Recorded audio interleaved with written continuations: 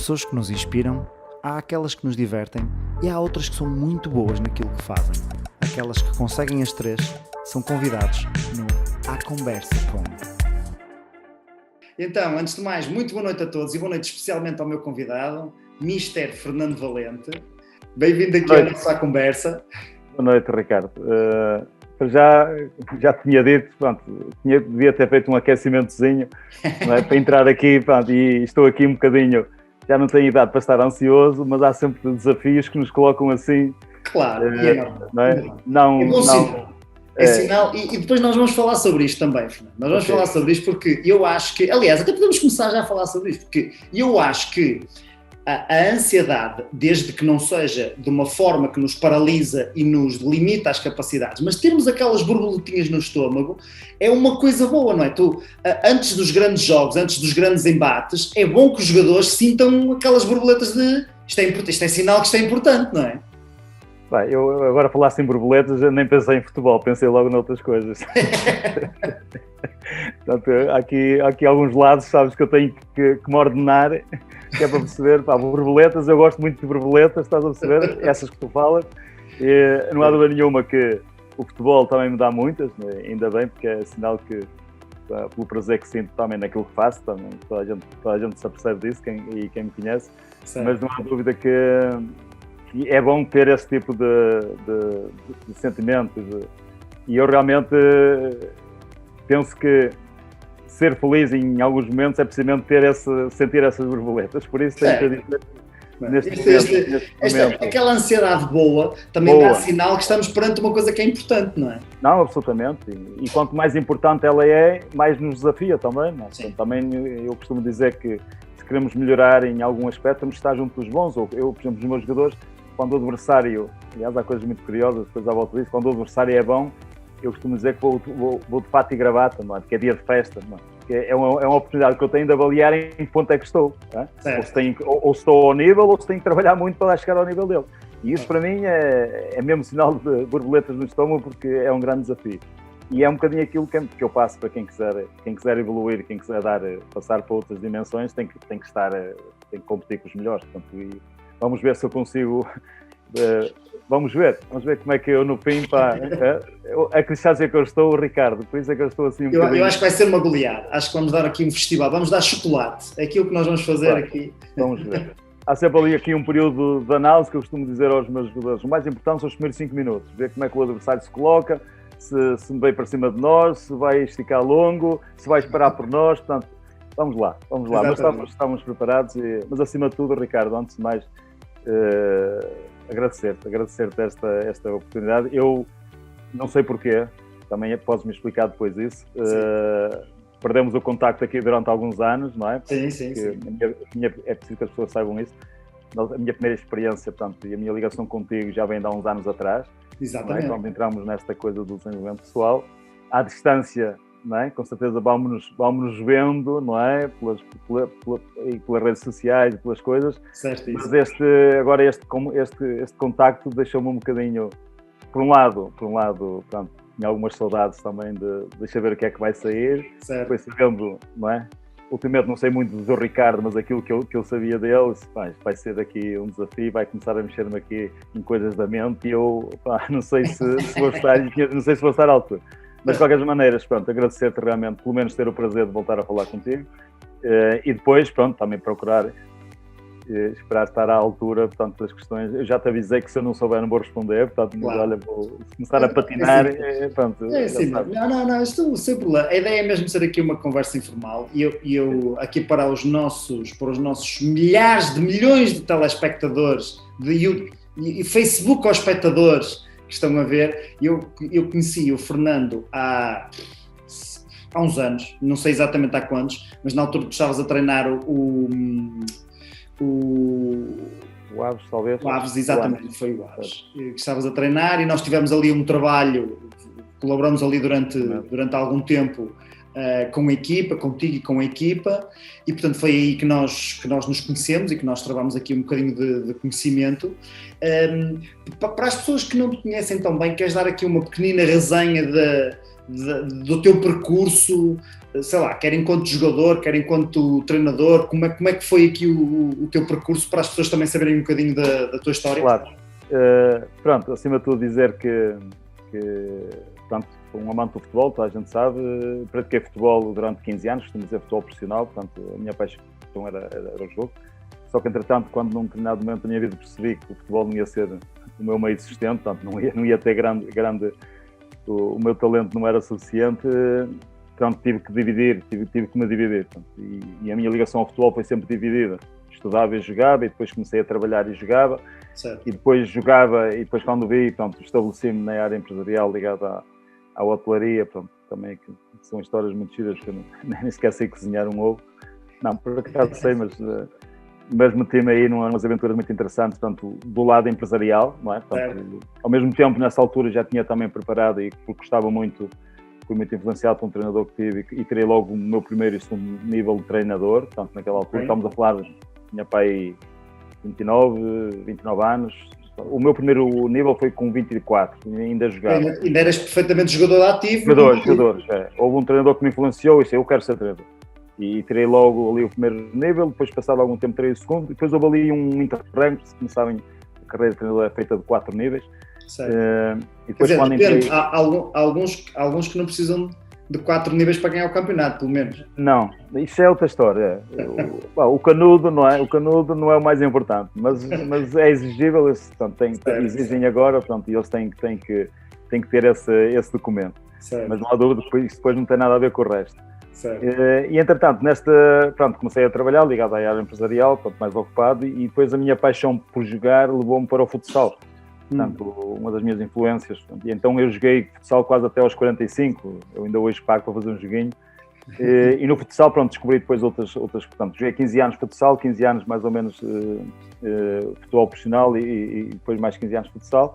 Certo. E entretanto, neste percurso, acabei por tirar o meu quarto nível. Portanto, neste momento, desde 99, sou um treinador UEFA Pro, que chama UEFA Pro, portanto, estou preparado para treinar qualquer equipa do mundo. Mas lá está, a conciliação entre aquilo que era a minha paixão ao futebol e a minha vida, e depois também a constituição da família, os negócios, tive sempre que me desdobrar, não é? De maneira a poder fazer essencialmente aquilo que eu gosto. Tive muita sorte, portanto, no meu ambiente familiar, a minha esposa tomou o comando dos negócios, portanto, neste momento temos um restaurante aqui na zona de Paredes, portanto, eu moro em Paredes, portanto, perto de Penafiel, quem não sabe, aqui no Norte, e que é um restaurante... Um sinal muito bom, que eu conheço e já fui várias vezes, e é muito bom, a Casa do Baixinho, e eu só soube... muito bom. Ricardo, deixa-me dizer, a minha esposa disse, olha, mas eu conheço esse senhor, quando eu disse... Eu conheço o Ricardo, ele vem aqui muitas vezes, já veio aqui várias vezes com a família, isto não me digas, pá, nunca me tinhas dado esse toque, fiquei surpreendido, ainda bem que vieste. Com muito gosto, sempre que estou aí por esses lados, arranjo maneira de ir aí, porque é sinal que também quisemos marcar aqui um bocadinho a diferença, e é sinal disso. Por isso acabei por andar aqui no meio disto, entretanto, os filhos cresceram, e a paixão pelo futebol manteve-se. Em 2013, portanto, quando nos conhecemos mais ou menos, foi quando entrei no futebol profissional, portanto, eu depois aqui tive, e normalmente falo nisso, aqui na minha cidade parece, o que mais as pessoas agora no futebol perguntam onde é que eu andei, não é? Que só apareci agora, sou um gajo velho, não é? Vou fazer 62 anos depois da manhã, sou mesmo velho, não é? Eu só de pensar que já vou a caminho de 70, um gajo que já não é velho, já é idoso, já acho que já sou idoso, já não sou velho. Mas quando olho ao espelho vejo isso, mas depois a minha cabeça ainda anda aqui algumas ideias um bocado malucas e eu não sei bem como é que meio de lidar com isso. Mas o que é certo é que envolvi-me muito aqui também na minha cidade, portanto, meus filhos também cresceram aqui a autarquia, de certa maneira, gostou de algumas ideias que eu fui promovendo aqui no meu clube, e então avançou para um projeto de uma cidade esportiva, portanto, do Monte nasceu uma cidade esportiva que hoje existe, portanto, onde o União Sport Clube Paredes funciona, e eu, antes do projeto ir à autarquia, com os arquitetos, portanto, tive muita intervenção naquilo, portanto, foi uma coisa que me realizou, porque tu foste quer jogador, quer treinador no Paredes.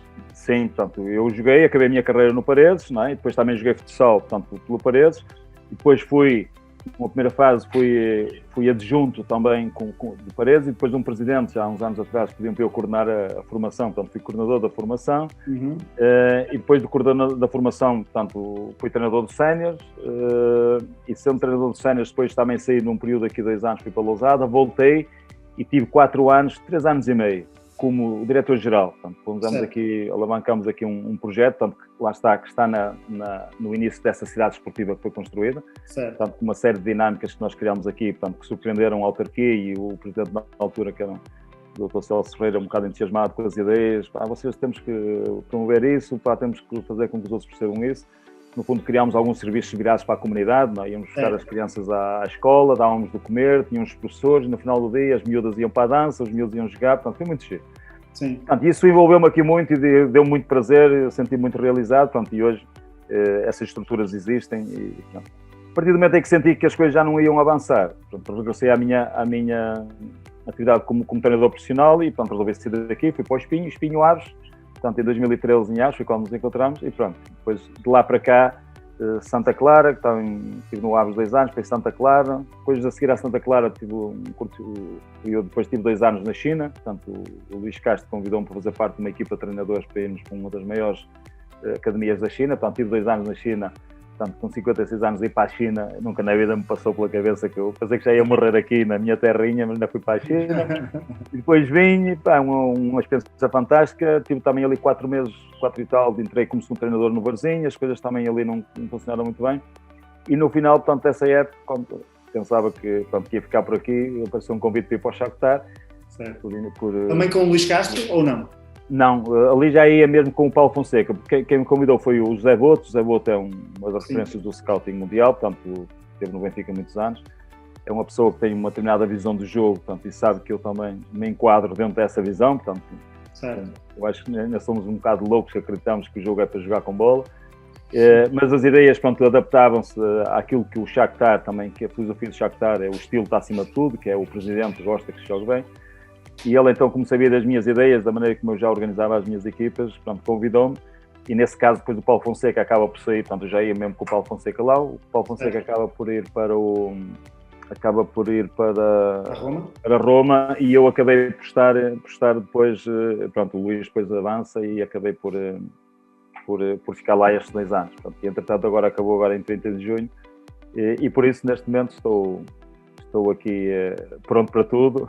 Agora estou como o fulano da funerária, não quero que ninguém morra, mas quero que a vida corra. Agora pronto.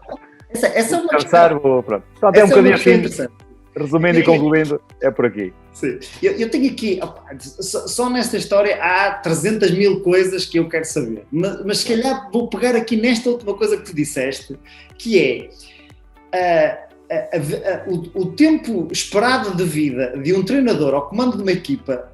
Se calhar em Portugal, mas olhando assim um bocadinho, eu não sei como é que se é exatamente isto nos outros países também, que costumava-se dizer que na Inglaterra não é? Na Inglaterra os treinadores duravam vidas, não é? O Wenger teve não sei quanto tempo no Arsenal, o Ferguson teve 15 anos, para mais 20 anos quase no Manchester United.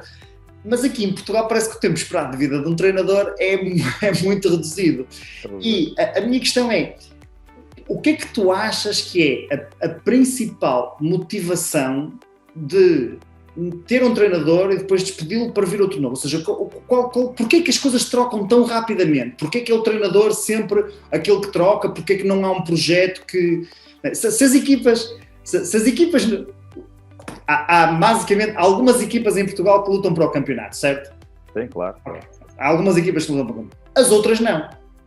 Já podemos falar porque é que elas não lutam, mas à partida não estão a lutar para o campeonato. Então, nessa perspectiva, porque é que há tantas trocas de treinadores em equipas que na prática não estão a lutar para ganhar nada a não ser a manutenção, não é? Qual é a tua visão sobre isto? Pronto, a primeira tenho logo que dizer, portanto, o que valida realmente a competência de um treinador são os resultados. Certo. E ninguém está preocupado se ele tem condições, se não tem, se lhe deram as condições que ele queria ou se não. Portanto, a gente chega ali ao domingo, ganhou, perdeu, empatou, pronto, ganhou é bom, perdeu é mau. Se perder 2 ou 3 vezes seguidas, já as coisas começam a tremer, não é? Porque depois começam a vir as pressões, não é? E às vezes nem é importante nós, vamos buscar este porque, ouviu-se falar e tal, mas ele afinal já não percebe que está a perder, portanto. hoje a questão principal é como é que nós avaliamos o trabalho do treinador, não é? Tirando essa questão do resultado. Porque o resultado é uma coisa, e com certeza que foi aí que eu aprendi contigo, foi aprender isso. O resultado é uma coisa que não se controla, não é? O resultado depende muitas vezes de fatores que são incontroláveis. Certo. E o futebol, então, a complexidade do futebol, portanto, dá mesmo que as situações sejam... Agora, há realmente, portanto, e aquilo que eu penso é que a seleção dos treinadores muitas vezes não obedece a um critério, não é? Obedece, de certa maneira, a um passado ou determinado tipo de consistência que o treinador possa vir a ter ou não. Certo. E muitas vezes, a maior parte deles obedece a contactos. Então, os contactos, a força dos contactos, a força, não é? Porque eu tenho bons contactos, tenho pessoas influentes e então eu vou-me mexendo. Ou então tenho um empresário, portanto, neste momento os empresários também já representam um treinador, tem alguma influência e vão metendo aqui e ali. Pronto, se te vais aguentando minimamente, portanto, a tua carreira vai. Se começas a ir para... E hoje não podes escolher, porque hoje não há projetos, portanto, aquilo é ir e depois ver, porque a oferta é tanta, há tanta coisa.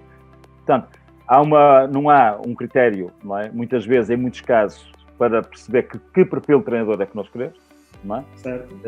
Porque um treinador num contexto até tem vezes, mas quando o vão buscar, o contexto muda-se, as condições às vezes mudam, os jogadores são outros, portanto, e às vezes até que o processo comece a dar resultados, portanto, porque às vezes os resultados aparecem também fácil, não é? Mas depois também desaparecem, portanto, se não houver uma consistência de processo, as coisas têm tendência depois a cair. Certo. Portanto, e neste momento, isso muda, porquê? Porque realmente os resultados não aparecendo e as pessoas que avaliam não tendo a capacidade para perceber, não, o trabalho está a ser bem feito, nós acreditamos nele, é assim que nós queremos, não há dúvida nenhuma que nós perdemos aquele jogo porque houve um golo na própria baliza, nós não ganhámos o outro porque houve ali um penalti que realmente a gente viu que não aconteceu, não ganhámos aquele porque o adversário realmente é melhor e até estávamos a jogar a -1, pronto, coisas que nós achamos que podem pesar, não é, naquilo que é realmente o desenvolvimento das ideias do treinador. Portanto, e aquilo que eu sinto também é que muitas vezes o treinador também não prepara quem tem à volta, não só os jogadores, mas mais quem tem à volta, para que este caminho vai ter altos e baixos, não é? E muitas vezes aquilo que marca a diferença do sucesso de muitos treinadores e em alguns projetos até sustentáveis é que naquele momento em que as coisas não estão a correr bem, a estrutura suporta, a estrutura percebe o que está a fazer, não é? O que está a passar, e então não acredita e procura saber o que é que falta para poder ajudar. A maior parte dos sítios, quando aquilo começa a não dar, eles começam a fugir, não é? E começam a achar que o treinador é que é o culpado, não vêm perguntar, olha, o que é que temos que fazer e a culpa também é nossa e vamos lá. Pronto. E depois, como o futebol, como sabes, a pressão externa, não é? De meia dúzia de gaiteiros, por assim dizer, não é? Que metem aquela pressão e agora com as redes sociais e tal, pronto. Há quem não aguente essa pressão exterior e depois as coisas acabam por sair. É um bocado por aí. Uma das coisas que eu fiquei surpreendido quando comecei a ter mais contacto com este mundo do futebol, nos outros desportos também acontece um bocadinho, mas no futebol aliás, no futebol tudo é exacerbado, não é? É tudo grande e tudo... É sempre tudo mais exacerbado exatamente por causa da dimensão. Mas uma coisa que eu fiquei surpreendido foi que eu imaginava que a principal emoção que fosse sentir das pessoas que estão no futebol fosse, sei lá, paixão, entusiasmo, felicidade. Porque tu tens jogadores que basicamente estão a viver o sonho de 90% das crianças, não é? 90% dos miúdos querem ser jogadores da bola e tens aquele grupo dali que está a ser jogador da bola. São mais amadores, mais profissionais. Eu já estive com equipas dos campeonatos nacionais, já estive com equipas semi-profissionais e com equipas profissionais. Mas de uma maneira ou de outra estão todos a viver o sonho, não é? Estão todos ali a viver o sonho. Os próprios treinadores, os próprios também estão a viver o sonho. Os dirigentes desportivos, normalmente, não é? São pessoas que gostam do clube, à partida, não é? Vamos ver, à partida gostam do clube onde estão e, portanto, aquilo seria um sonho, eles trabalharem no sítio onde gostam e, não é? Aquela coisa da paixão. Mas não é essa a emoção principal que eu reconheço. A principal emoção que eu reconheço em quase toda a gente é medo. Os jogadores têm medo do treinador, o treinador tem medo dos dirigentes, os dirigentes têm medo dos sócios, os sócios têm medo de perder, todos têm medo dos árbitros, os árbitros têm medo de não sei o quê. Há ali um clima, não é, que se gerou de alguma maneira em que a emoção principal é medo. Como é que um treinador consegue? Porque nós percebemos que o medo não é a emoção mais potenciadora de resultados. Absolutamente. Não é que seja mau. Às vezes ter medo também nos impulsiona para a frente, mas se for em demasia é paralisante. como é que um treinador consegue dar a volta a isso dentro de uma equipa? Essa pergunta é fantástica, é pertinente e às vezes não é fácil, não é, lidar com isso. Mas essa é realmente a questão que eu ponho muito bem. Como é que nós quebramos ciclos negativos, não é? E não há dúvida nenhuma que hoje esse é o grande desafio, não é? Porque, e como nós também sabemos, não é, que energia negativa atrai energia negativa, não é? Energia positiva atrai energia positiva. Sim. É nós começarmos a entender que o que se está a construir, não é? É muito mais forte do que o simples resultado de um jogo. Okay. Muitas vezes nós estamos a falar, o resultado de um jogo, este fulano não percebe nada. Não, foi naquele jogo, o adversário foi melhor. Agora, não quer dizer que eu não merecesse até também ter ganho porque consegui fazer isso. Certo. Agora, a grande questão aqui é que começas a perder confiança. E quando tu começas a perder confiança, não é? O estado emocional, sabes, não é? Começa a tirar a iniciativa, portanto, e começa-te a aparecer o medo, começas a desconfiar do teu potencial, certo. Não é? E então nós depois começamos a querer ver as coisas ao contrário. Não, nós precisamos de um bom resultado, depois a equipa ganha confiança. Não, certo. Nós temos é que estar confiantes para fazer os bons resultados. É um bom resultado. Não é? Agora, como é que tu estabeleces, não é, estados emocionais de confiança? Certo. Tens que essencialmente, não é, perceber e saber lidar com aquilo que nós também sabemos, porque sabemos o que estamos a falar, não é? Que o nosso desenvolvimento pessoal dá-nos isso, que é como é que tu lidas com o falhanço, como é que tu lidas com o erro, não é? Portanto, e aquilo que nós precisamos de perceber é que nós temos sempre que recolher informação, não é? O que é que está mal, não é? E se aquilo não aconteceu, não é? Ir lá buscar a informação que precisamos para depois, através do treino, através de uma conversa ou através, portanto, irmos recuperar, não é? Ou melhor, irmos à procura de uma oportunidade, e temos, que o futebol dá-nos isso, de a seguir podemos fazer melhor. E focarmos nisso, não focarmos, não é?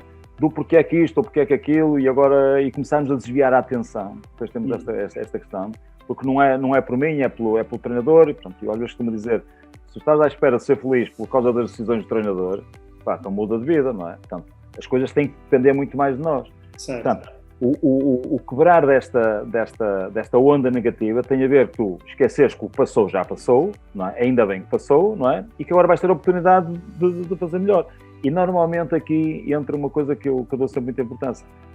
E lembrar-me um bocadinho, sabes que o Guardiola nesta última época começaram muito mal, não é?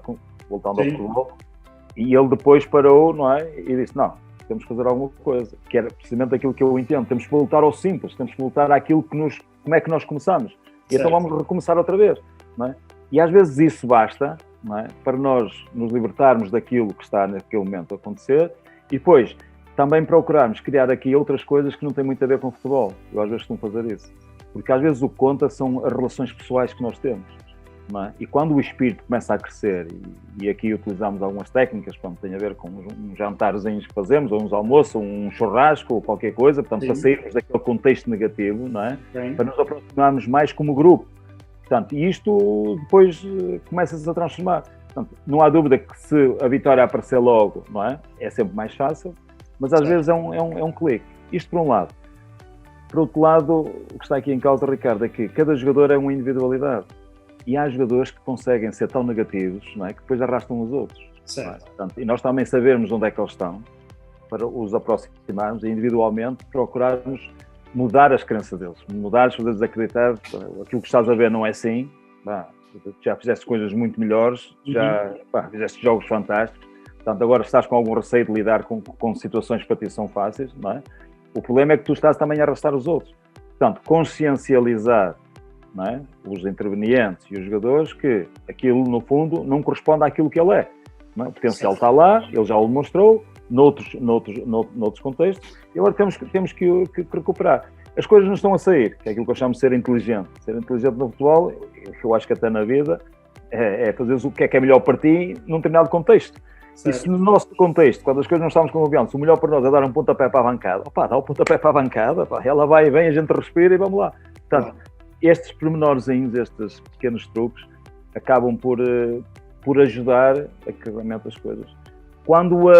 Mas isto não é só ao grupo de trabalho dos jogadores, depois também é o resto. Depois é o roupeiro, que já falou com não sei quantos, e os jogadores vão buscar a roupa e ele já está de trombas, não é? Sim. É o enfermeiro, o posto médico, o jogador vai-se queixar e estás sempre a queixar e também já não quer fazer nada. E depois portanto, começa a haver alguma descrença. Portanto, a ideia aqui, Hoje é muito mais difícil lidar com o que está externo ao grupo, e também temos que os desenvolver para eles se sentirem importantes, e criar estes truques que nos tirem desse estado emocional de desconfiança, não é? De nós próprios, para depois podermos responder de uma maneira mais confiante e através de coisas simples. Pelo menos é essa a estratégia que normalmente eu uso.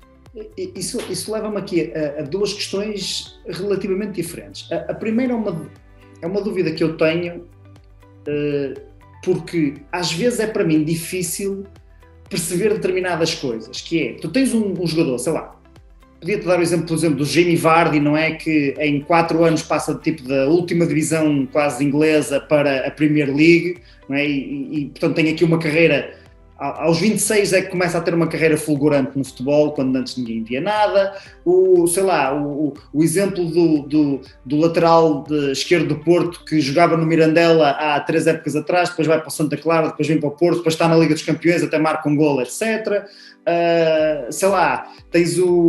Tens vários exemplos de jogadores que estão numa equipa mais ou menos de aquilo que se chama de meio da tabela, não é? Aquelas equipas que estão mais ou menos a lutar pela promoção e que depois passam para uma equipa grande e têm uma performance espetacular e vice-versa, não é? Os jogadores que têm uma performance muito boa e noutra têm má. A minha questão é, se de facto a qualidade dos jogadores está lá, porquê que as outras equipas não são mais competitivas? Ou seja, porquê que estas equipas no meio da tabela, porque hoje em dia os métodos de treino são conhecidos por toda a gente, já ninguém inventa treinos, não é? que sejam só deles, não é? Tu tens acesso aos treinos do Guardiola e do Mourinho e eles têm aos teus e toda a gente tem os métodos, as metodologias de treino, está tudo na net, está tudo ensinado, está tudo escrito e tudo visto. Portanto, todos têm acesso. As condições em si, eu quando era miúdo, o meu padrinho tinha um clube de futebol, era o Clube Atlético de Fridão, ali numa aldeia perto de Amarante. E aquilo, eu às vezes ia com ele, não é? Jogar ali naqueles jogos, não é? Ali ao Lixa, ao Sete, Baltar, portanto, e ali aquelas equipas da zona, não é? E os balneários às vezes eram uma coisa que eram por demais, horríveis, campos de terra batida, quando a malta fazia um carrinho vinha todo rasgado, não é? Desde a canela até à coxa, toda a sangrar, coisas assim. Hoje em dia não, hoje em dia a maior parte dos campos, a maior parte dos estádios, das equipas pelo menos profissionais, tem boas condições, tem roupeiros, tem caminhonetas para os levar aos sítios, tem fisioterapeutas, tem massagistas. As condições em si, claro que são diferentes, mas não são assim tão diferentes. Porquê que há uma diferença, às vezes, tão grande de performance entre umas equipas e outras? Sabes que isso por acaso tem a ver também, nós relacionamos isto com a evolução dos talentos, a promoção dos talentos no futebol, não é? Certo. Eu gosto muito de citar o professor Júlio Garganta, portanto, que é um professor universitário aqui da Faculdade de Desporto do Porto, em que ele diz, se pegares em 2 plantas, não é, iguais, uma puseres ao sol e regares, não é? E se puseres outra atrás da porta, portanto, na sombra, não é? Qual é que vai desenvolver mais? Portanto, para dizer o quê? Para dizer que o contexto em si é muito importante para o desenvolvimento de uma determinada atividade, não é? Portanto, aquilo que te rodeia, o meio ambiente, portanto, vai proporcionar que tu tenhas melhores recursos, não é? E esses melhores recursos vão-te potenciar, não é? Isso por um lado. Por outro lado, que é aquilo que eu de certa maneira também sou um bocadinho crítico e quem conhece no futebol, é que, por exemplo, eu acho que a qualidade do jogador português está muito acima da qualidade do jogo que se joga em Portugal. Portanto, e aquilo que tu disseste é verdade, porque há jogadores que num determinado contexto até nem são grande coisa, mas depois vão para outro contexto e eles mostram todo o seu potencial. O jogador português, quando vai para o estrangeiro, a maior parte dos casos, em alguns casos, nós temos melhores jogadores, temos jogadores no topo, não é? Temos o Bernardo, que nos jogou aqui no Benfica e que está, por exemplo, que é um exemplo, mas há muitos mais.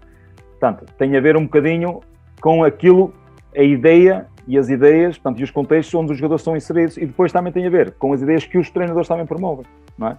Porque se tu pegares num jogador criativo, que faz valer da técnica, a sua arma, se o enquadras numa equipa, porque foi um bom negócio, porque o empresário arranjou e não sei o que mais, numa equipa com um perfil diferente, portanto, e assim, logo assim de primeira somos capazes de nos lembrar do Félix, não é? Certo. Portanto, tem um perfil e que vai para o Atlético de Madrid, portanto, não deixa de ser um miúdo com montes de talento, mas que não é totalmente aproveitado no Atlético de Madrid, mas não deixa de ser uma peça importante lá. Agora, todos nós reconhecemos que, com certeza, o perfil daquela equipe e as ideias daquele treinador, não é? Não serão as melhores para ele evidenciar todo o seu potencial. Portanto, E isto, hoje, quem é que pode lidar com isso? Não é? Porque hoje ninguém se dá ao luxo, estão os milhões, 115 milhões, ou 110, não sei quanto é que foi, ou 100 milhões, não é? Eu agora vou estar preocupado se aquilo, se ele está no contexto bom ou não. Portanto, isso é um lado. O outro lado, portanto, noutras dimensões, tem essencialmente a ver, que eu penso, e é isso que eu também calvo contra mim, que também, e por isso sou um bocado crítico, tem a ver essencialmente com as ideias que o treinador promove. Depois há aqui outra coisa que estavas a falar sobre o ser competitivo, que é, eu costumo dizer, tu tens que escolher a maneira como queres perder, não é? Como é que tu queres perder? Queres perder ali escondidinho, ali atrás, fechadinho, a ver se depois numa bola parada vais ali, ou queres perder a tentar e ganhar, a tentar fazer alguma coisa, não é? Portanto, porquê? Porque eu às vezes digo, às vezes é perder duas vezes, perdes pelo resultado e perdes depois pela exibição, não é? Que acabas por nem sequer mostrar nada, não é? Portanto, e envolves os teus jogadores nisto. Porquê? Porque há sempre dois tipos de treinadores que eu às vezes costumo dizer. Os que se servem dos jogadores para fazer carreira, não é? Mas eu acho que era melhor, pá, aqui não estás para achar nada, aqui quem manda sou eu, faz o que eu mando. Ficas aí, controlas este gajo, controlas este espaço e quando me puderes põe a bola na frente, não quero que saias a jogar, pá, pronto, e o rapaz faz. E o gajo até tem bons resultados, não é? Mas os jogadores acabam a época e ninguém os quer. A outra situação é tu ajudares também, portanto, os teus jogadores a promoverem-se, portanto, a jogarem um jogo, não é, que os promova, e ires à procura de um resultado. Porque muitas vezes, como eu já disse, perdes do resultado e perdes pela exibição. Portanto, há aqui várias coisas, não é? Que hoje, atendendo àquilo que tu falaste, que é a palavra-chave, que é o medo, não é? Portanto, de realmente a gente achar que se for através disto, pá, se eu estiver aqui, se eu não perder já não é mau. Se eu não perder já não é mau. Já é um pontinho, já não dá. Portanto, esta maneira de estar no futebol, ela é aquela que neste momento tem maior porcentagem. Portanto, se me perguntas a mim se eu nunca serei assim, não é? Porque eu além de... Eu posso ganhar ou perder, mas eu também tenho que ser feliz, porque a minha experiência diz-me, dá para ganhar e perder com todas as ideias. Agora, tem que haver alguma que diga com a minha personalidade, com aquilo que me realize. Agora, não há dúvida nenhuma que, Ricardo, os contextos e depois a maneira como tu, não é, proporcionas, não é, ideias positivas aos teus jogadores, portanto, vai marcar a diferença entre uns e outros. E hoje isso marca muita diferença, porque nós olhamos para jogadores e vemos jogadores ali com talento e eles depois só aparecem aos 27 ou 28 anos e dizem, mas onde é que este fulano andou? Pá, olha, andou por aí em clubes onde queriam era gajos que lutassem, que dessem uns socos, que dessem não é? Certo. Como tu sabes, a palavra que mais ouves hoje no futebol, mesmo à toa, pá, hoje temos que sofrer. Uma coisa que eu não consigo perceber. Hoje ganhamos, mas temos que sofrer, pá, temos que ter espírito de sacrifício, entre ajuda, pá, mas se não sofrêssemos não conseguimos este pontinho. Eu às vezes digo assim, sofrer, mas que o gajo estava a jogar com a perna partida, espetar-lhe uma faca debaixo do braço, o gajo estava sem nariz e estava ali a sofrer. Não. Agora, o adversário é melhor, não é? Puseram-te a defender, tiveste que defender mais, mas defender faz parte do jogo, não tem que ser sofrimento, tens que ser competente, é uma parte do jogo que tu tens que, não é? Tens que aceitar. Portanto, há aqui uma linguagem muito depreciativa, não é? E depois há aqui contextos que realmente, pronto, não são favoráveis ao melhor que nós temos, que no fundo é o potencial dos jogadores. Então, um bocadinho por aqui. Como é que tu enquanto treinador, os treinadores, principalmente das equipas profissionais, não é? Estamos a falar, claro que obviamente daquelas 4, 5, 6 equipas que aparecem mais nos jornais, esses estão mais expostos mediaticamente do que os outros, obviamente, não é? Então, Porto, Benfica, Sporting, Braga, Vitória Sport Clube, Marítimo, há algumas equipas que são mais mediáticas, mas todos eles têm que ouvir os treinadores de bancada, a mandar uns bitites, têm redes sociais, têm que estar nas conferências de imprensa, como é que o treinador, como é que consegues reagir a isso e manter a tua ideia, a tua identidade? Isso faz-te mudar as ideias? Isso influencia? Não influencia nada? Sim, isso hoje estamos a falar desta semana, falei com a integração que tive ao Brasil, falei um bocadinho disso, não é? A questão da comunicação, não é? Hoje o treinador, e por isso, pronto, eu devo muito também ao desenvolvimento pessoal e à ligação que tive com vocês, porque ajudaram-me a abrir a minha mente e a perceber que eu já o tinha muito na minha vida particular e na minha atividade como empresário. Não é? Está aqui um lado criativo que eu tenho, que eu se o perder morro, portanto, e o futebol permite-me isso, não é? Agora, é preciso começar a perceber, não é, como é que nós vamos promover também a nossa atividade, portanto, o que é que nos rodeia e os novos desafios que aparecem aí.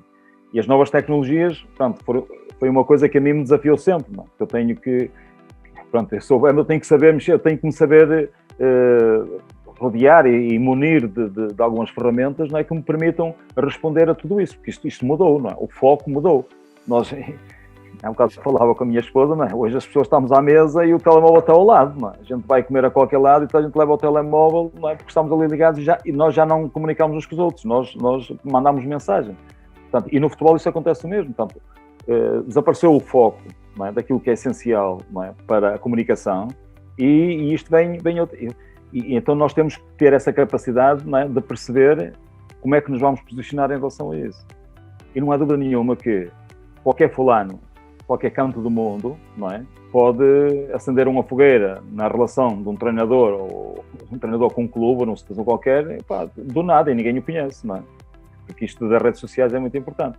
Por isso, estás preparado para perceber que há uma mensagem que tu tens que passar para o grupo, há uma mensagem interna que tu tens que preservar o teu grupo, tens que defender o teu grupo, não é? E ao mesmo tempo, neste momento, acho que o treinador também tem que saber fazer-se rodear de gente que saiba orientar os jogadores também para isso, não é? Depois, se a gente quiser saber uma informação sobre os jogadores, hoje vais, clicas o nome e vai-te aparecer alguma coisa, não é? Agora, nós muitas vezes, eu no meu tempo, nos meus cursos de treinadores, não fomos preparados para isso. Eu ainda agora sinto, também tive, a Federação Portuguesa de Futebol fez-me um inquérito também no estudo que estão a fazer, não é? E quando eu falo, portanto, já não se fala em marketing, também se fala, mas fala-se em personal branding, não é? Nas marcas, não é? Tu tens que saber o que é que isto quer dizer. E alguns, quando eu falo nisto, ficam admirados. Vais ao Google, pões o teu nome, depois vês o que é que aparece. E isso tem a ver com o quê? Tem a ver com os conteúdos que tu pões, com todas as relações que vais criando, aquilo que sai sobre ti, para te posicionares de uma determinada maneira. Agora, saberes lidar, não é, com toda esta pressão, não é, requer de ti uma grande capacidade, um grande equilíbrio mental. Porque já não basta, neste último ano e tal não foi, porque não havia gente nos Estados, portanto eu acho que foi um alívio, não é? Mas já não basta realmente essa pressão dos Estados, pronto, e esse calor que às vezes também é preciso. Isso influencia mesmo? O fator casa é mesmo um fator? Em alguns casos influencia, que há jogadores que se sentem, pronto, mais motivados porque estão a ser avaliados, estão a ser ali, não é? Sim, mas isso também estão a ser avaliados quando vêm jogar ao Dragão, ou quando vão jogar à Luz, ou quando vão jogar a... Não é? Absolutamente, mas essa pressão tem dois lados, não é? Por um lado inibe e por outro lado motiva, não é? Agora, o que é que tu queres? O teu trabalho como treinador é dizer assim, malta, se o estádio estiver cheio, ainda bem, para que temos aqui gente, não é? E quanto mais eles assobiarem, é sinal que nós estamos a fazer um bom trabalho, portanto, tens que conseguir criar aqui alguma flexibilidade mental, no sentido de eles focarem na tarefa, não é? Na que têm que fazer, nas relações que têm que ter com os colegas, não é? E esquecer-se um bocado disso. Portanto, esse controle emocional, hoje tem que ser uma coisa muito importante, não é? Portanto, o jogador não se deixar levar por esse controle, mas até pela positiva e pela negativa, não é? Depois, quando fazes uma coisa bem, pronto, vem tudo, foste o maior, já achas que és maior, mas depois a seguir as coisas já não funcionam. Portanto, hoje o controle emocional, não é? É muito importante para gerir tudo isso, numa parte externa e depois na parte interna também do jogo em si, não é? Também tens ali sempre desafios, o árbitro está a perseguir a tua equipa, não está a ter boas decisões, já estás a perder o controle, já estás a dar armas a ele, portanto já deixaste de focar naquilo que é a tua tarefa para te focares nas decisões do árbitro, já estás perdido, não é?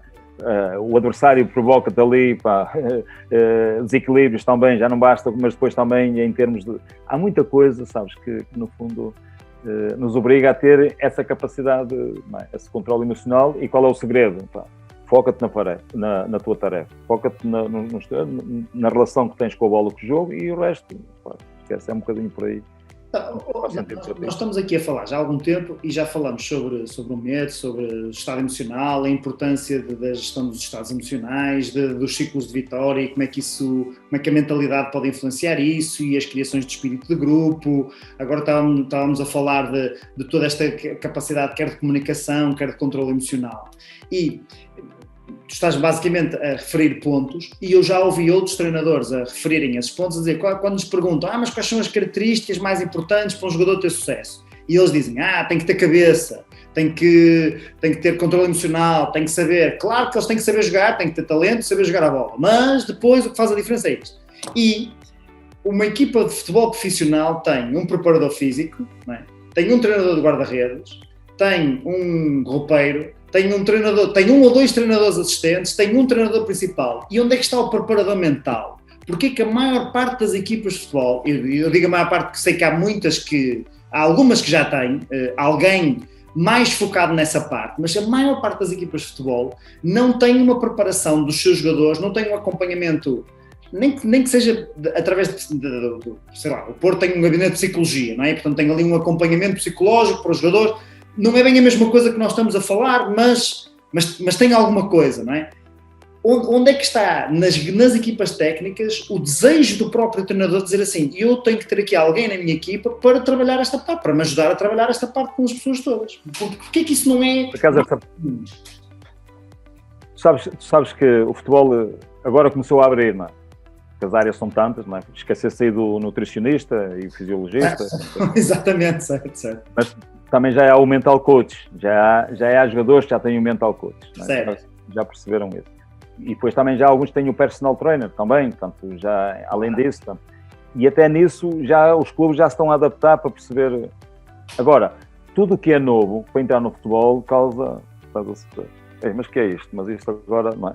E é muito curioso isso, porque quando eu cheguei ao Shakhtar, portanto, fui chamado lá pelo diretor-geral, o CEO perguntar-me porque é que os miúdos na minha equipa jogavam bem, mas quando iam à seleção da Ucrânia não jogavam nada, quando iam à Youth League, portanto, o Sub-19 também, pronto, não jogavam, não mostravam, e comigo, pronto.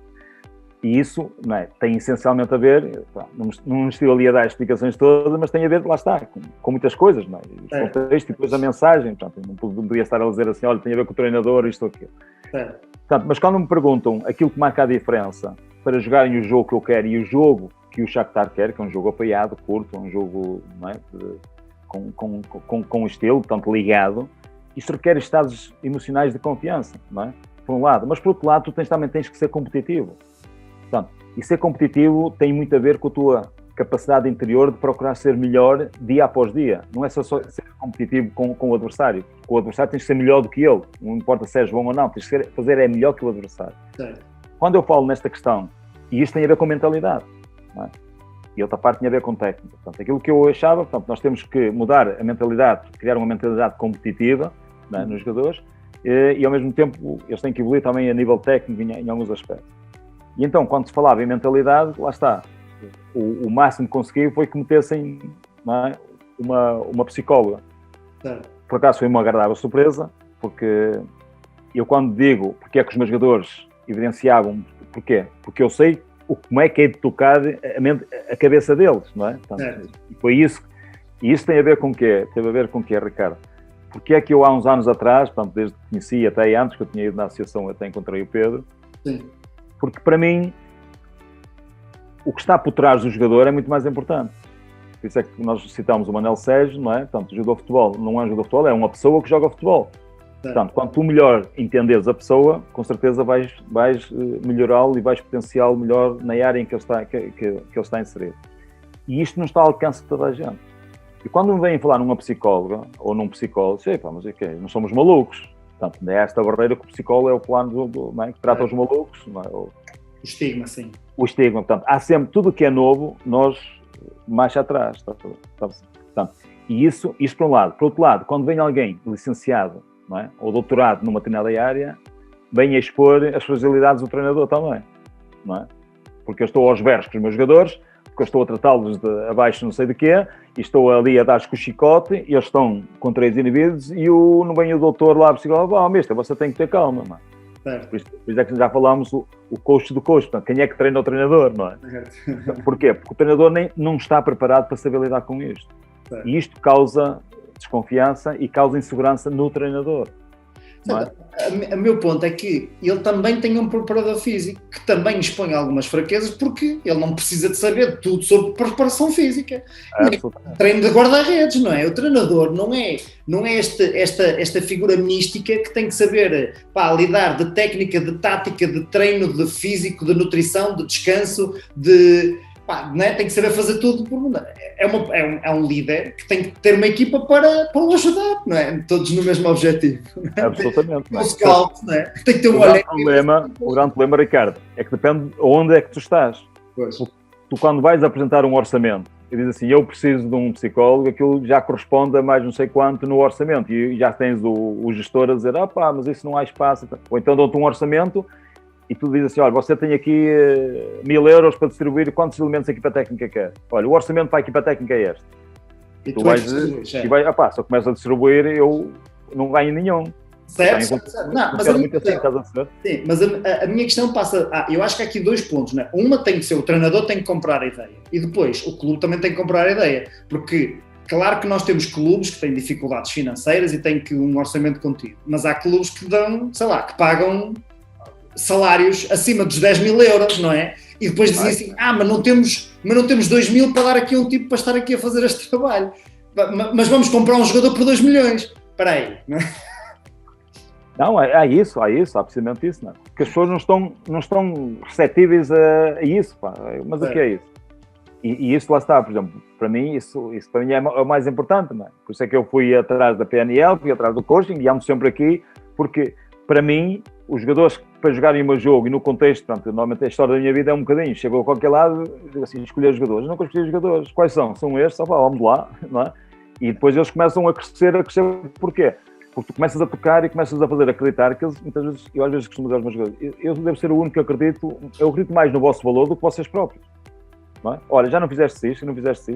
Agora só por falhaste aqui, agora porque não jogas já achaste. Portanto, lidar com isso não a maior parte, por exemplo, nós os ucranianos tivemos um problema muito grande, por exemplo, mentalizar, e por isso a psicóloga entrou, mas era mais até para preparar os treinadores ucranianos, não é? Certo.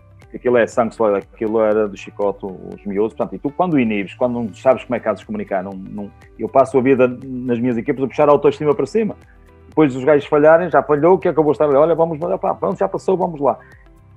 Porquê? Porque normalmente eu sinto que pronto, tu escondes-te, inibes-te, e quando te inibes, não queres a bola, não queres jogar e as coisas não saem bem. Sim. Agora, quem é que percebe isto? Quem é que tem sensibilidade para lidar com isto? Quem é que entende não é, a importância disto? E eu entendo e digo assim, na minha equipa técnica, não é, eu quero meter um mental coach. Não é? E os gajos, pronto, dizem-me assim, mestre, olha, está aqui o orçamento e tu divides. Não é? Então, em vez de ter um preparador físico, vamos quer um mental coach. Não é? Eu sou capaz de fazer isso, mas a maior parte, não. A gente quer o preparador físico, vai-me garantir que os gajos, pelo menos, vão correr, saltar e pinchar, não é? E agora o GPS, aquilo até tem limites, aquilo tem mínimos, não é?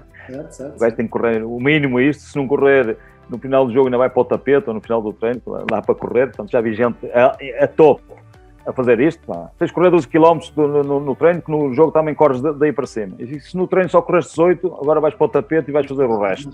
Portanto, aquilo é o aquilo. Por isso, agora, a parte mental, isto é para malucos ou gajos. Portanto, hoje ainda não há essa sensibilização, Ricardo, de perceberem que realmente tudo começa por aqui. Engraçado. Tudo começa por aqui. E eu tenho mandado a divertir muito.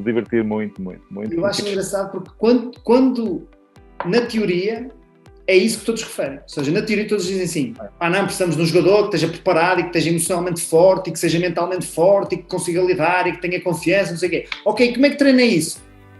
Pois... Não. Por isso é que, pronto, eu acabo por me divertir e quando falo nisto, eu tenho sempre muito gosto de dizer, não, porque eu fui à procura de respostas porque eu também me senti inseguro em muitas coisas, não é? Portanto, e há quem... Agora, quando nós falamos em psicólogo, o gajo está maluco. A gente em casa, até em casa, nas nossas relações com amigos, porque é que não pedes ajuda?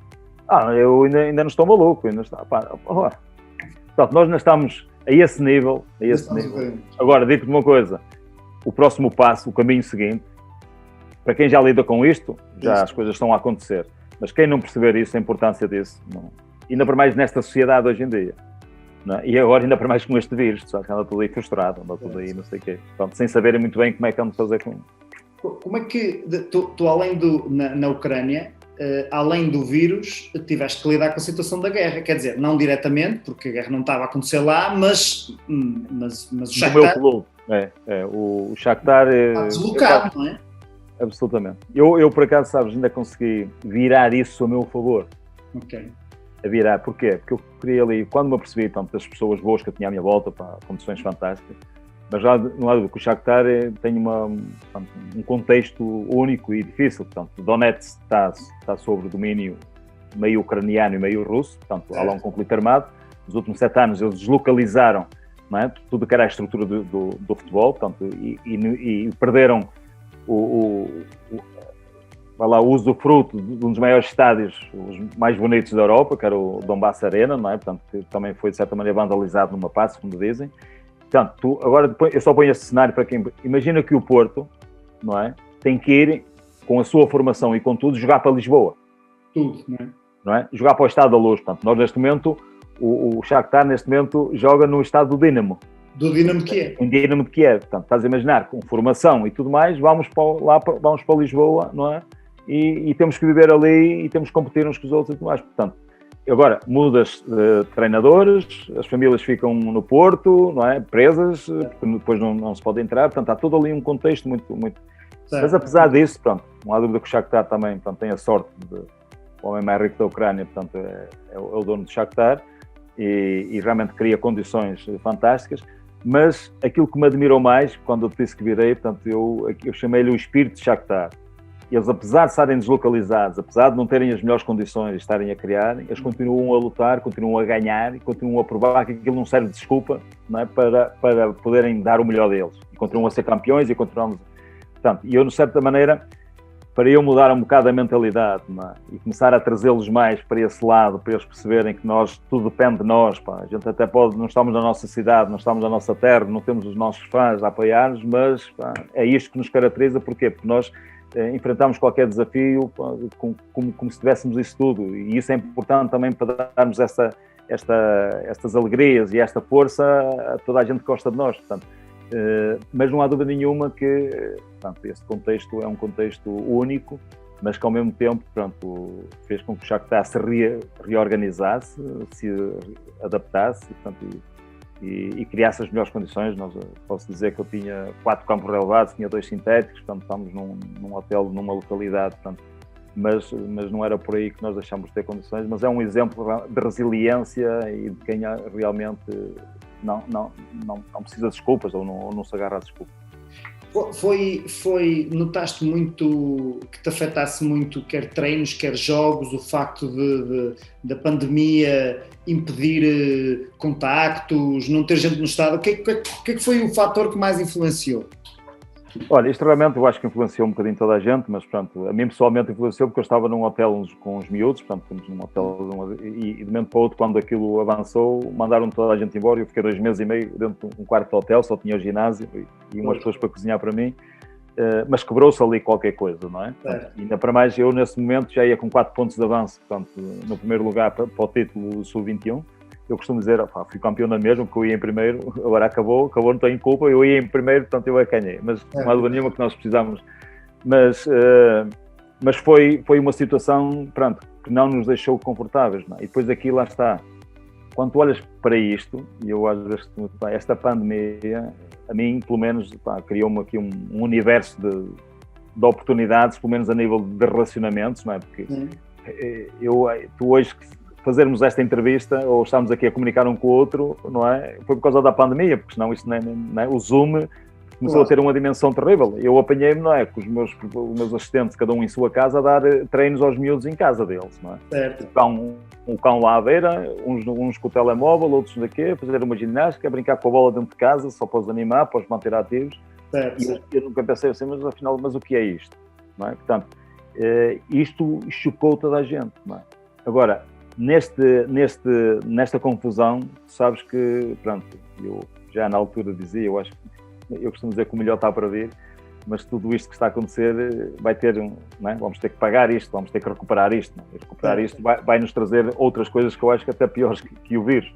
Agora, não há dúvida nenhuma que nós não estávamos preparados para isto, não é? Agora, quando tu lidas com grupos, quando lidas com jovens, é que importaram aquilo que eles mais gostam de fazer, não é? Que é jogar, estar uns com os outros, não é? Foi uma situação um bocado complicada. Portanto, aquilo que, no fundo, a mensagem que nós passámos na altura foi: malta, procurem, não é? Passar o melhor tempo possível. Este espaço que estamos aqui a falar pelo Zoom é só para a gente mandar umas bocas, eu brincava um bocado com eles, pá, criei propriamente até um hino, criámos uma música, pronto, depois cantávamos todos, eu no meio do quarto, portanto, lá está, a imaginação tinha que estar a funcionar para tornar o ambiente, não é? Saudável, pá, o miúdo estava no quarto a fazer, olá, quem é que está aí ao teu lado? Pá, e debaixo da cama, pá, está aí a tua namorada, de certeza, pronto. Para os miúdos se rirem, depois uma dava uma boca, porque no fundo o que nós queríamos era um bocado isso, não é? Portanto, deixarmos de pensar que estamos isolados, mas não, temos aqui o grupo e temos... por isso foi um período em que nós tivemos que usar um bocadinho a imaginação, criar outra estratégia, e ao mesmo tempo, portanto, para passar o tempo, a mim abriram-se outros canais, comecei a ser convidado, eu tinha uma agenda na minha parede, portanto, depois também a gente acaba de ser um bocado repetitivo, mas fez-me sentir que nós temos, no meio disto, não é? Lá está, e a nossa capacidade de nos adaptarmos, a nossa flexibilidade, não é? De fazermos com que as coisas façam sentido, não é? Não tendo aquilo que é essencial, que é o contacto das pessoas, portanto, e aquilo que eu mais sinto, não é? Eu agora, quando vou para cumprimentar alguém, pergunto sempre, quero um soco, quero uma cotovelada ou posso dar um abraço? Não é? Porque hoje estamos... Mas pronto, mas lá está. Felizmente penso que as coisas estão a ser ultrapassadas, mas não há dúvida que isto é uma aprendizagem muito, muito interessante. Tu comunicavas com eles em inglês, em ucraniano, tinhas um tradutor, como é que era? Olha, eu tive uma experiência na China, sabes, em que tinha um tradutor de português, certo, mas que não percebia nada de futebol. Portanto, estás a ver, não é?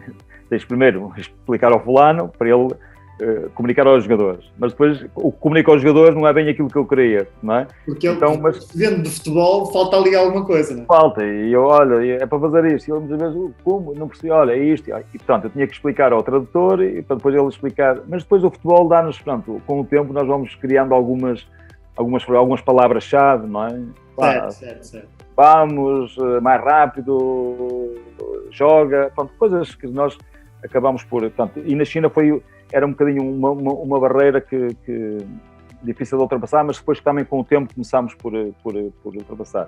Aqui na Ucrânia, para mim foi mais fácil. O meu inglês, pá, não era grande coisa, mas eu aceitei, não quis um tradutor de português-russo, porque tinha 2 assistentes que falavam inglês. Okay. Portanto, melhorei muito o meu inglês. A comunicação já era para gente do futebol, portanto, que estavam ligados a mim. Alguns miúdos também já sabiam falar inglês, não é? Certo. Portanto, as coisas tornaram-se... Eles acabavam por servir um bocadinho como tradutores também, não é? Também. Um bocadinho, eles traduziam um bocadinho. E eu, ao mesmo tempo, também fui captando algumas palavras em russo, não é? Portanto, aquelas palavras mais chave que nós precisamos para orientar um treino, para dar mais dinâmica, para pôr calma, o tradicional bom dia, boa tarde, tudo mais. De maneira que, pronto, foi bastante diferente. Okay.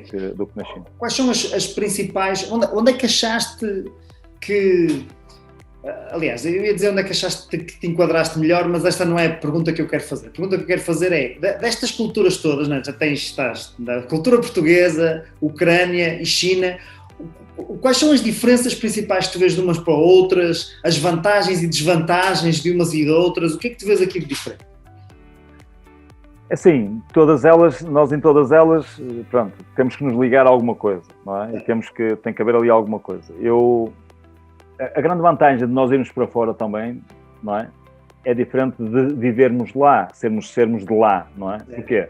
Eu posso dizer, pronto, não fui ganhar valores nem coisa que se pareça, mas somos uns imigrantes de luxo, portanto estamos em contextos onde há sempre boas condições, portanto normalmente temos uma remuneração e as contrapartidas, portanto, são acima daquilo que as pessoas, portanto, proporcionam-nos nós termos um ambiente, portanto, e podermos desfrutar. O choque de culturas, por exemplo, entre aquilo que é Portugal, a Ucrânia, mais perto da Europa, é uma coisa. China é totalmente diferente, não é? Portanto, também não é tanto que nós encontramos cidades super desenvolvidas e coisas, mas lá está, a população, a cultura em si, e depois a língua, e essencialmente depois a alimentação também, já são coisas diferentes, não é? Portanto, tu chegas ali, levas um choque, ao mesmo tempo, na China, portanto, a quantidade de gente que anda naquelas ruas, não é? O trânsito é uma coisa, portanto, eu na China não... Eu estava... Desculpa, não percebi. Em que cidade da China é que estavas? Eu estava em Jinan. Jinan é uma cidade que acaba a 400 km de Pequim, portanto, ali mais para o norte. Mas, tinha quanta gente? Quantas pessoas? É 15 milhões essa cidade. Portanto, uma cidade que a maior parte das pessoas nunca ouviu falar e tem quase mais de 50% de Portugal, não é? Absolutamente. Portanto, as coisas ali são mesmo em grande, não é? Só que é maluco. Acabas por como é que aquilo se movimenta, não é? E toda a gente, tu vês o trânsito é uma coisa louca, porque as bicicletas com as carroças, com os Mercedes, depois com os autocarros e os caminhões, mas aquilo não para, aquilo é uma coisa que me chocou muito, é que mesmo na rua, aqueles vendedores, portanto, lá o dinheiro movimenta-se, ali não há ninguém a vigiar, e então uma coisa que me chocou muito, sabes, junto aos postos de eletricidade, tinhas assim, quantidades enormes de cabos a cair por lá abaixo, sabes? Qualquer fulano chega ali, liga qualquer coisa e aquece ali qualquer coisa, portanto, porque ali nada impede o movimento, portanto, é uma atividade comercial, uma economia com uma flexibilidade e uma dinâmica terrível, não é? E tu ficas um bocado surpreso naquilo, portanto, mas eles estão preparados para isso, portanto, ali não há nada... Portanto, e depois vês, por exemplo, tu entras em cidades, só vês grandes gruas, vês grandes obras, vês, portanto, tudo mexe. A segurança é uma coisa fantástica também, portanto, na China tens esse boom, não é? Depois tens a questão da alimentação, pronto, porque lá é tudo cortado aos bocadinhos, lá por causa dos palitos, não é? Tem que ser tudo, tens de te habituar e depois vais descobrindo alguns sabores que também fazem sentido para ti, que tu gostas, não é? Portanto, nós depois habituámos na academia onde eu estava, os cozinheiros começaram a fazer algumas coisas mais ocidentais, estás a perceber? Para a gente poder equilibrar ali.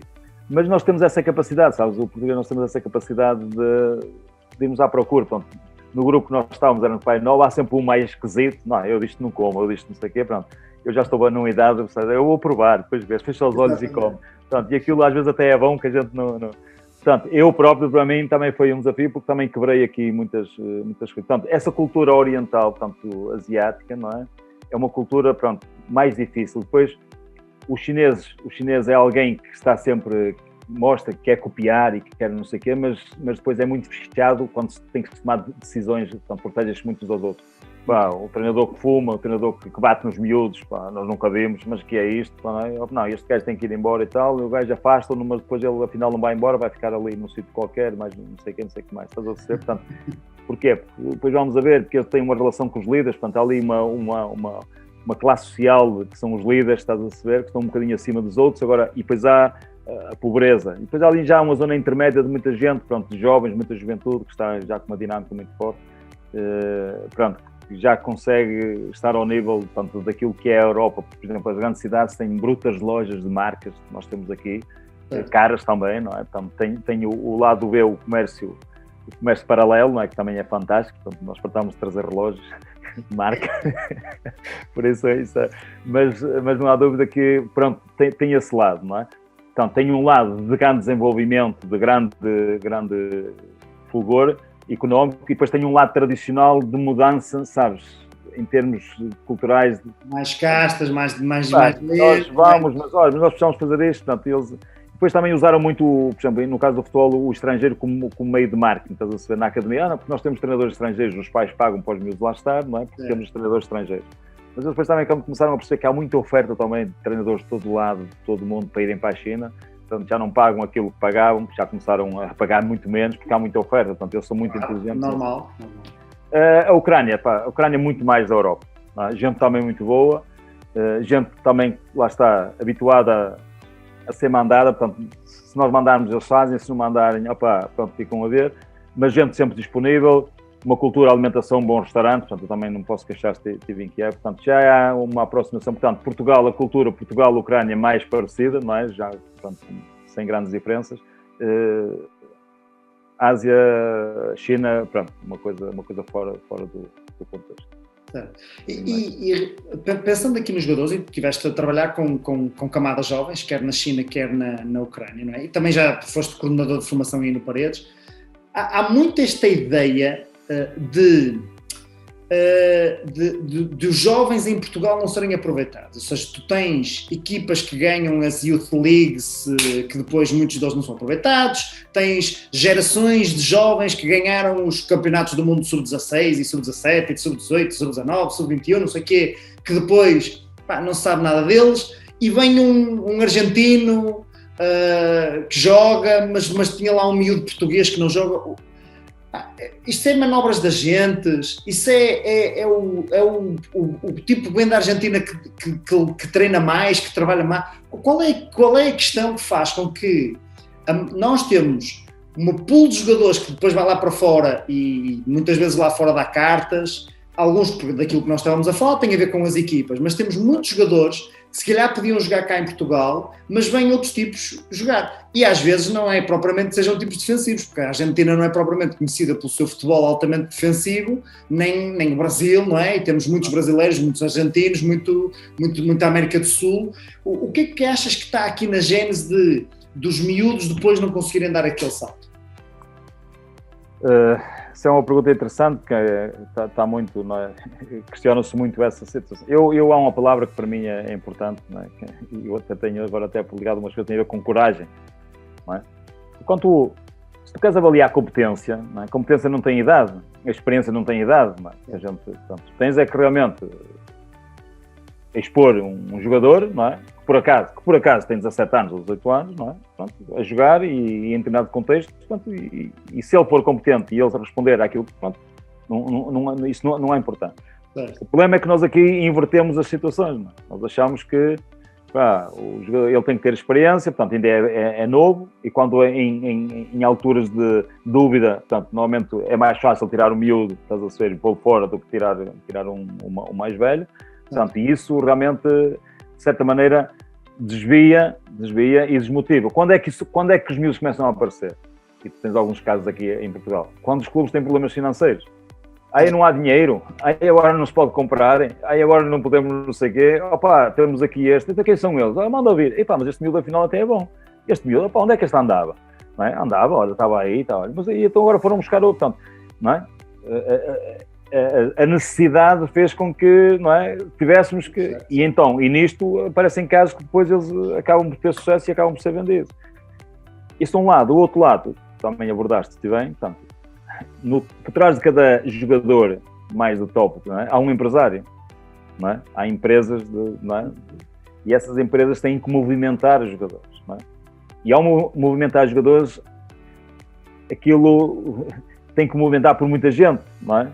É os conhecimentos, o treinador muitas vezes está fora do processo, mas pronto, também é pressionado porque é preciso. E se o miúdo vier da África do Sul, não é? Atrás dele vem contrapartidas. Ninguém vem, não é? Por um lado. Por outro lado, muitas vezes, para teres um jogador que é o que te interessa, vem atrás mais 2 ou 3, porque ficam aqui, passam pelo clube e depois são dispensados para aqui e para ali. Portanto, hoje, a circulação de ativos, não é? Tem que ser rentabilizada. Porquê? Porque o dinheiro também tem que circular, não é? Portanto, e tu, em determinados contextos, vês-te obrigado a ter que lidar com isto. Mas isto também tem aqui um lado que eu costumo dizer, portanto, tem a ver com o papel do treinador. Portanto, nós hoje em dia temos que perceber que o nosso contexto hoje é também perceber de que lado é que vem o dinheiro. E eu costumo dizer, Ricardo, que no futebol português o dinheiro não há. Portanto, agora começou a aparecer, que agora veio o investidor com a mala de dinheiro, não se sabe onde é que ela vem, não é? Portanto, e eles vão ali e põem a mala. Está aqui a mala. Sim, senhor, o que é para pagar? Vamos pagar. Agora, é para meter este.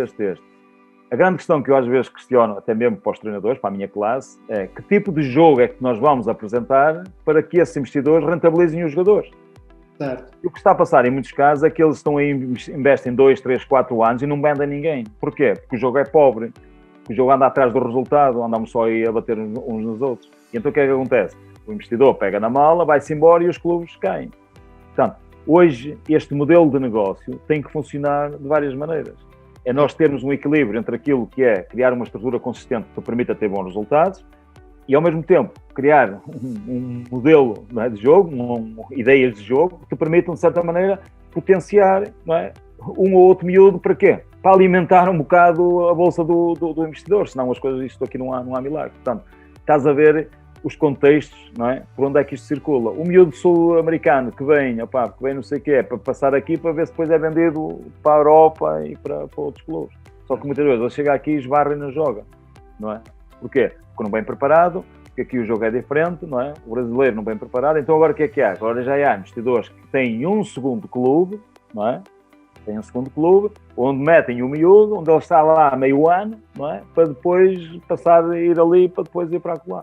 Portanto, isto é um modelo de negócio. Então, se eu for um miúdo português que faz a sua formação em Portugal, não é? E que, se calhar tenha gente, mas se calhar não tem, o que é que eu tenho que fazer? Que características é que eu tenho que ter? E como é que eu tenho que... O que é que eu tenho que fazer para conseguir ter uma hipótese no meio deste circuito todo que às vezes não me calha a mim? Pois, e essa é uma boa questão, não é? Primeiro, é tal preparação mental que eles não têm. E porquê? Quando começas a dar uns toquezinhos, hoje o scouting é tão intenso, não é? Toda a gente, o miúdo que faz 2 ou 3 coisas, já está logo alguém a vê-lo, não é? Portanto, e então começas a criar expectativas. Então, o miúdo, a família, o miúdo, não, ele agora veio daqui, já foi para o Porto, já está no Benfica, já está no Braga, já foi não sei o quê, portanto começas a criar expectativas, já tem um agente atrás, não é? Pronto, e o miúdo realmente começa-se a evidenciar naqueles escalões, sub-16, sub-17, sub-19 e tudo mais. Certo. Só que depois, gente de sub-19, isto passa-se o mesmo, passava-se na Ucrânia e no processo onde estava, mas depois é preciso chegar a outro patamar. E em 20 jogadores que estão naquela equipa de sub-19, que até foram campeões da Youth League, não é? Não podem passar 20 para a equipa principal. É coisa que se parece. Se passaram um, e os outros? Também são bons jogadores. Onde é que vamos colocar os outros? E depois tem aqui esta gestão. Eles não são bons o suficiente ou... Não há espaço para todos. Não há espaço para todos. Eu vou dar um exemplo muito flagrante que passei agora. Nós tínhamos 2 médios muito bons, por exemplo, no Shakhtar. Sim. Não é? E eu sabia, começou comigo esta época, teve 2 meses e meio comigo, e depois ele e outro, 5 jogos marcaram 16 golos, portanto, foram para a equipa principal. Um deles foi ao europeu, foi para a equipa A, mas o outro, nós não podíamos colocar os 2. E então um outro foi para uma equipa da Primeira Liga, que já tem um protocolo, para poder jogar. Mas eu tenho a certeza que, se ele tivesse ficado na equipa principal e o outro foi ao europeu, tivesse ficado na outra equipa, não é? Não teria ido ao europeu. Pois. Porquê? Porque não havia espaço, não há espaço para todos. Portanto, o funil começa, não é? Portanto, os miúdos têm potencial, reúnem-nos ali, mas depois há ali um ponto em que eles acham... E depois, então, quais são as alternativas? Tu não vais para a equipa principal, vais ser dispensado. E então, qualquer miúdo do Porto ou do Benfica acha que não, para a segunda liga não, quer ser dispensado para uma equipa, para o Guimarães, ou acha que tem lugar no Guimarães, ou no Portimonense, ou estás a ver? Ou se for para a segunda liga, não é? Acha que tem que ser para aquelas equipas de topo que jogam para ganhar. Mas chegam à segunda liga e não jogam. Porque vão lidar com um campeonato super competitivo, a lidar com jogadores maduros, não é? E então eles começam a perceber que não jogam, então as expectativas começam a baixar e começam os problemas. Porque a culpa é do treinador e então ligam ao empresário, isto não dá, eu quero mudar de clube e tal. E o empresário, porque acha que tem ali também o Maradona, então começa a arranjar o clube e ele sai dali em dezembro, sai para outro clube. Mas também chega outro clube, também não joga, porquê? Porque há ali um espaço muito grande entre o futebol de formação e o futebol de alta competição. Conclusão, o trabalho mental, o ser competitivo, o de seres resiliente, perceberes, não é, que vais passar por isso e que não podes desistir e que tens que, eu costumo dizer aos meus jogadores, a primeira coisa, ouvir o treinador, eu costumo dizer até perceber o burro do treinador, o que é que ele quer, que é para arranjares um lugar na equipa.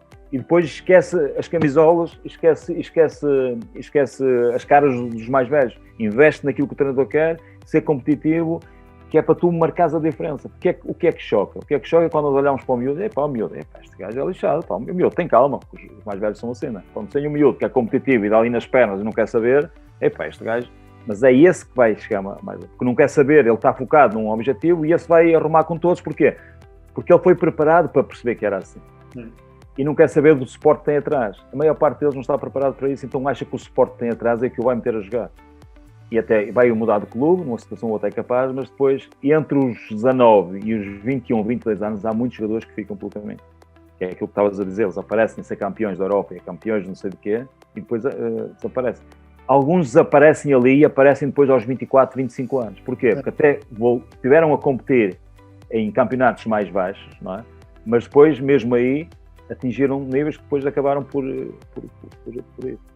Eu às vezes digo até ao meu filho mais novo, hoje em dia basta ter uma equipa, ter um clube e uma equipa. E eu digo assim, o que é que te impede de arrebentares com aquilo tudo? O que é que impede, sabes porquê? Porque eles estão num contexto onde não é muito exigente e eu para jogar aqui chega. Pois é, então nunca vais sair daí. Agora, quando chegas lá és o fulano que dá nas vistas, que treina, porque tens um objetivo de passar de divisão e ir para outro nível, estás focado no outro nível, e então não queres saber dos outros. Como é que se prepara o miúdo para isto? Estás a saber? É muito complicado, Ricardo. Portanto, eu tenho passado, vivido uma série ao longo da minha vida, muitas coisas, e aquilo que marca a diferença é tu prepará-lo, precisamente mentalmente, a dizer assim, o teu objetivo, esse miúdo que foi à seleção da Ucrânia, quando eu comecei a lidar com ele, disse assim, o teu objetivo não é a primeira equipa de Shakhtar, que é aquilo que toda a gente faz. O teu primeiro objetivo é a Premier League. Já sabes falar um bocado de inglês, tens que melhorar, porque o teu objetivo é ir para a Premier League. Porquê? Tu vais, a primeira equipa de Shakhtar é mais um degrau, depois o Shakhtar quer-te vender para outros lados. Mas só lá consegues atingir. Se tu olhares para isso, se começares a olhar que és o melhor daqui, e meia perna, e chega, nunca mais lá vai. E o miúdo chegou aos séniores, não é?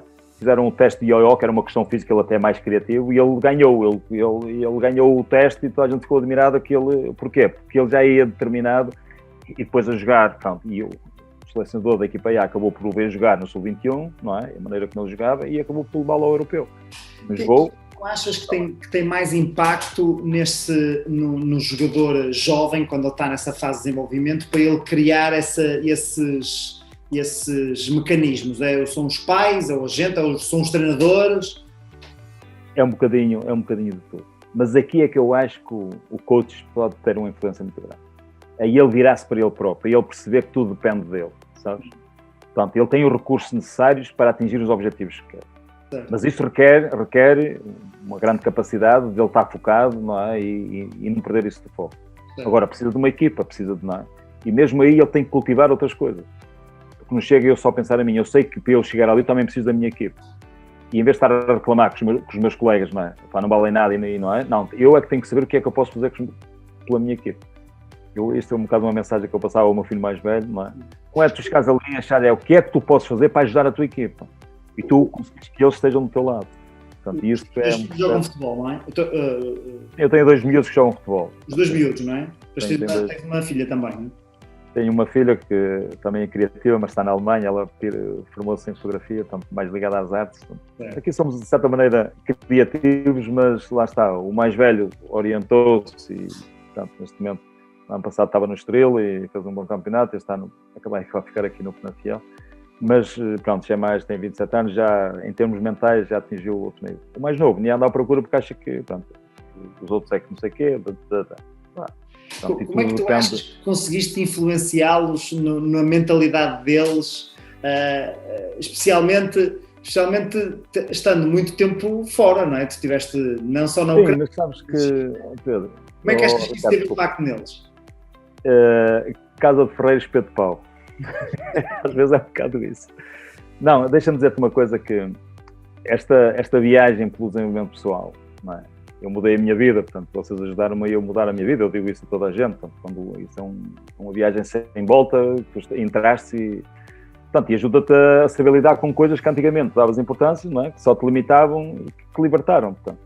Quando tu começas a querer passar essa mensagem a quem te rodeia, não é? A frase que me vem agora à cabeça, pai, deixa-te lá dessas merdas. Não é? Mas no fundo, com o tempo, eu comecei a perceber que eles realmente dão importância a isso. E às vezes num ou outro diálogo que eu ouço, já utilizam algumas coisas, sabes, pela maneira como eu os fazia. Portanto, fica sempre alguma coisa. Eu sei que no fundo eles o conhecem, portanto, a mensagem que eu lhes procuro passar, porque a minha vida também não foi fácil, portanto, não foi fácil, a minha vida foi fácil porque eu sempre fiz o que gostava e sou feliz a fazer o que gosto e trato de me pôr feliz, não é? Portanto, não depende. Agora, há realmente aqui algumas coisas que eles não estão preparados, mas este caminho é um caminho que demora tempo, não é? Demora tempo porquê? Porque essa viragem para ti, para o teu interior, não é? Quando eu costumo dizer, sabes, hoje temos que ser competitivos. Eu na Ucrânia dizia muito, há 3 tipos de competição que eu acho que são importantes. A primeira, portanto, é competir contigo próprio, não é? Portanto, isso é o mais importante, é saberes que cada dia tens que procurar melhorar, portanto, isso depende de ti, portanto, desenvolves isso. E depois, perceberes que estás num jogo de equipa, tens que competir com o teu colega, não é? Tens que procurar, não basta achares que és bom, tens que fazer melhor que o outro, não é? Porque e no fundo a sociedade é um bocado isso. E depois também percebes que para mostrares o teu valor tens de ter um adversário. E tens de competir também com um adversário. Portanto, se tu não conseguires enquadrar não é? Esta mentalidade competitiva, esta visão competitiva, não é? Para procurar fazer melhor que o outro, não é? Certeza que vais ter mais dificuldades. Portanto, e isto tem muito a ver com a maneira como tu vais criando, não é? Portanto, e tu sabes como é que isso se vai fazendo, não é?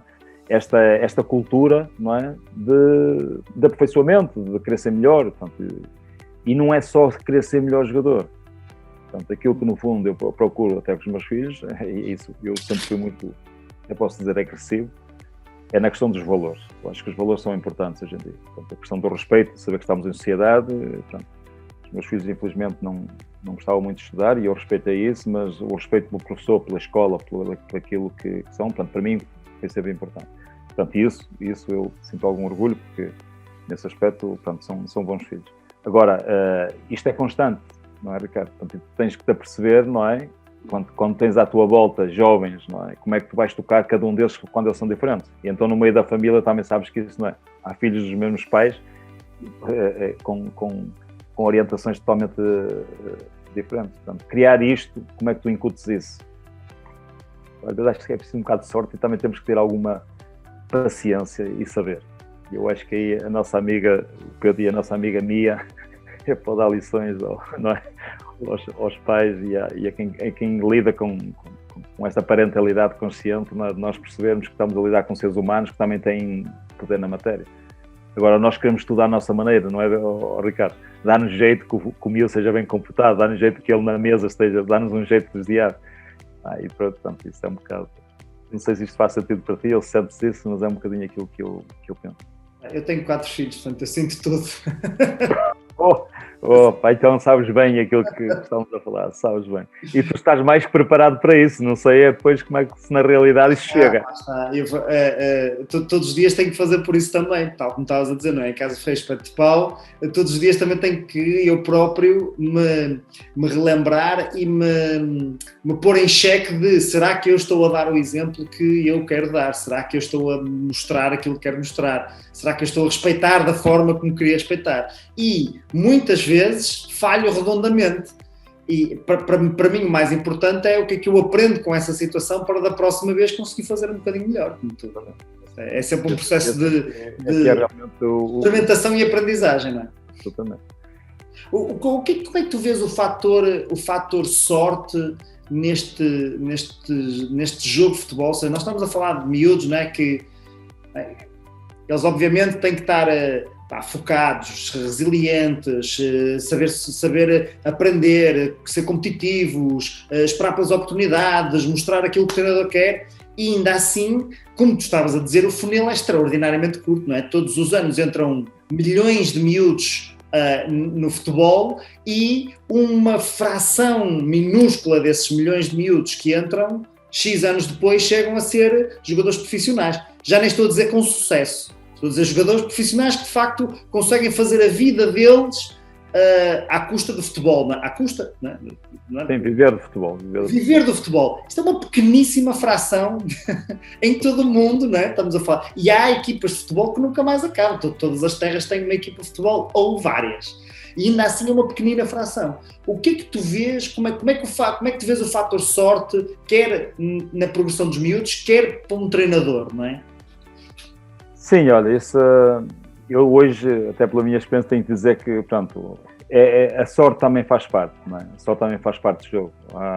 E faz parte em vários contextos, faz parte dentro do jogo em si, não é? A diferença entre a bola bater na barra e entrar e bater na barra e sair, não é? Marca a diferença de um título, de uma carreira, muitas vezes, não é? Ao mesmo tempo marca a diferença também na vida de um jogador. Portanto, há determinados contextos em que realmente as oportunidades aparecem e tu ou não estás preparado, não é?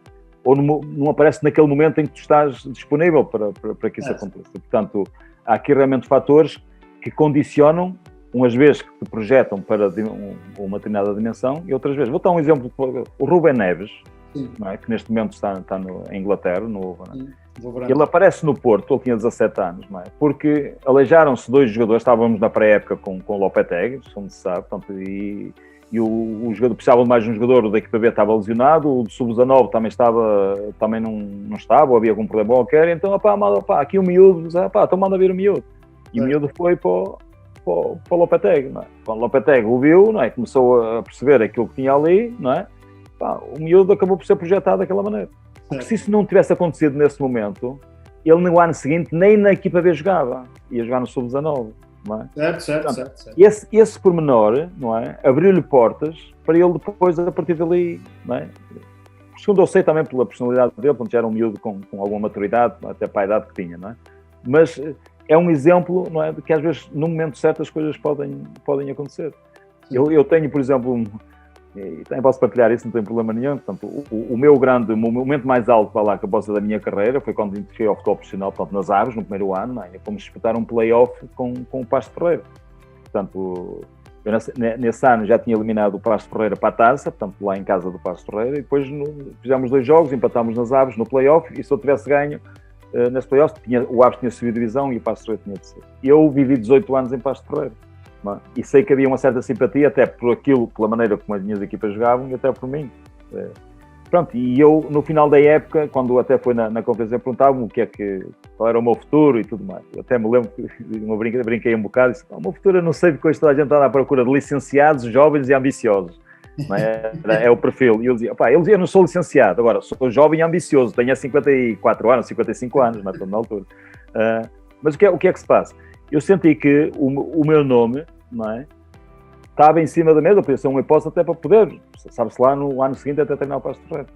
Só que neste contexto, o diretor desportivo que me levou, não é, para as Aves, que era o Dr. Marco Abreu, era nesse momento o diretor desportivo do Pasto Ferreira também, que é amigo pessoal e hoje em dia é o empresário do Paulo Fonseca. Era impensável o Paulo Fonseca estar no Porto, não é, e voltar ao Pasto Ferreira. Era impensável. Agora, a partir do momento em que se fala no Pasto Ferreira, depois de ele já ter estado no PAS, é? ter ido à Liga dos Campeões, ter ficado em terceiro e não sei o que mais, era impensável, não é? Que o Paulo Fonseca do Porto viesse para o Pasto Ferreira. E a partir do momento em que há essa hipótese, porque o Dr. Marco Abreu era amigo dele, e convenceu a vir, ele, portanto, e ainda bem, portanto, ele deu o passo atrás, o meu nome deixou de funcionar.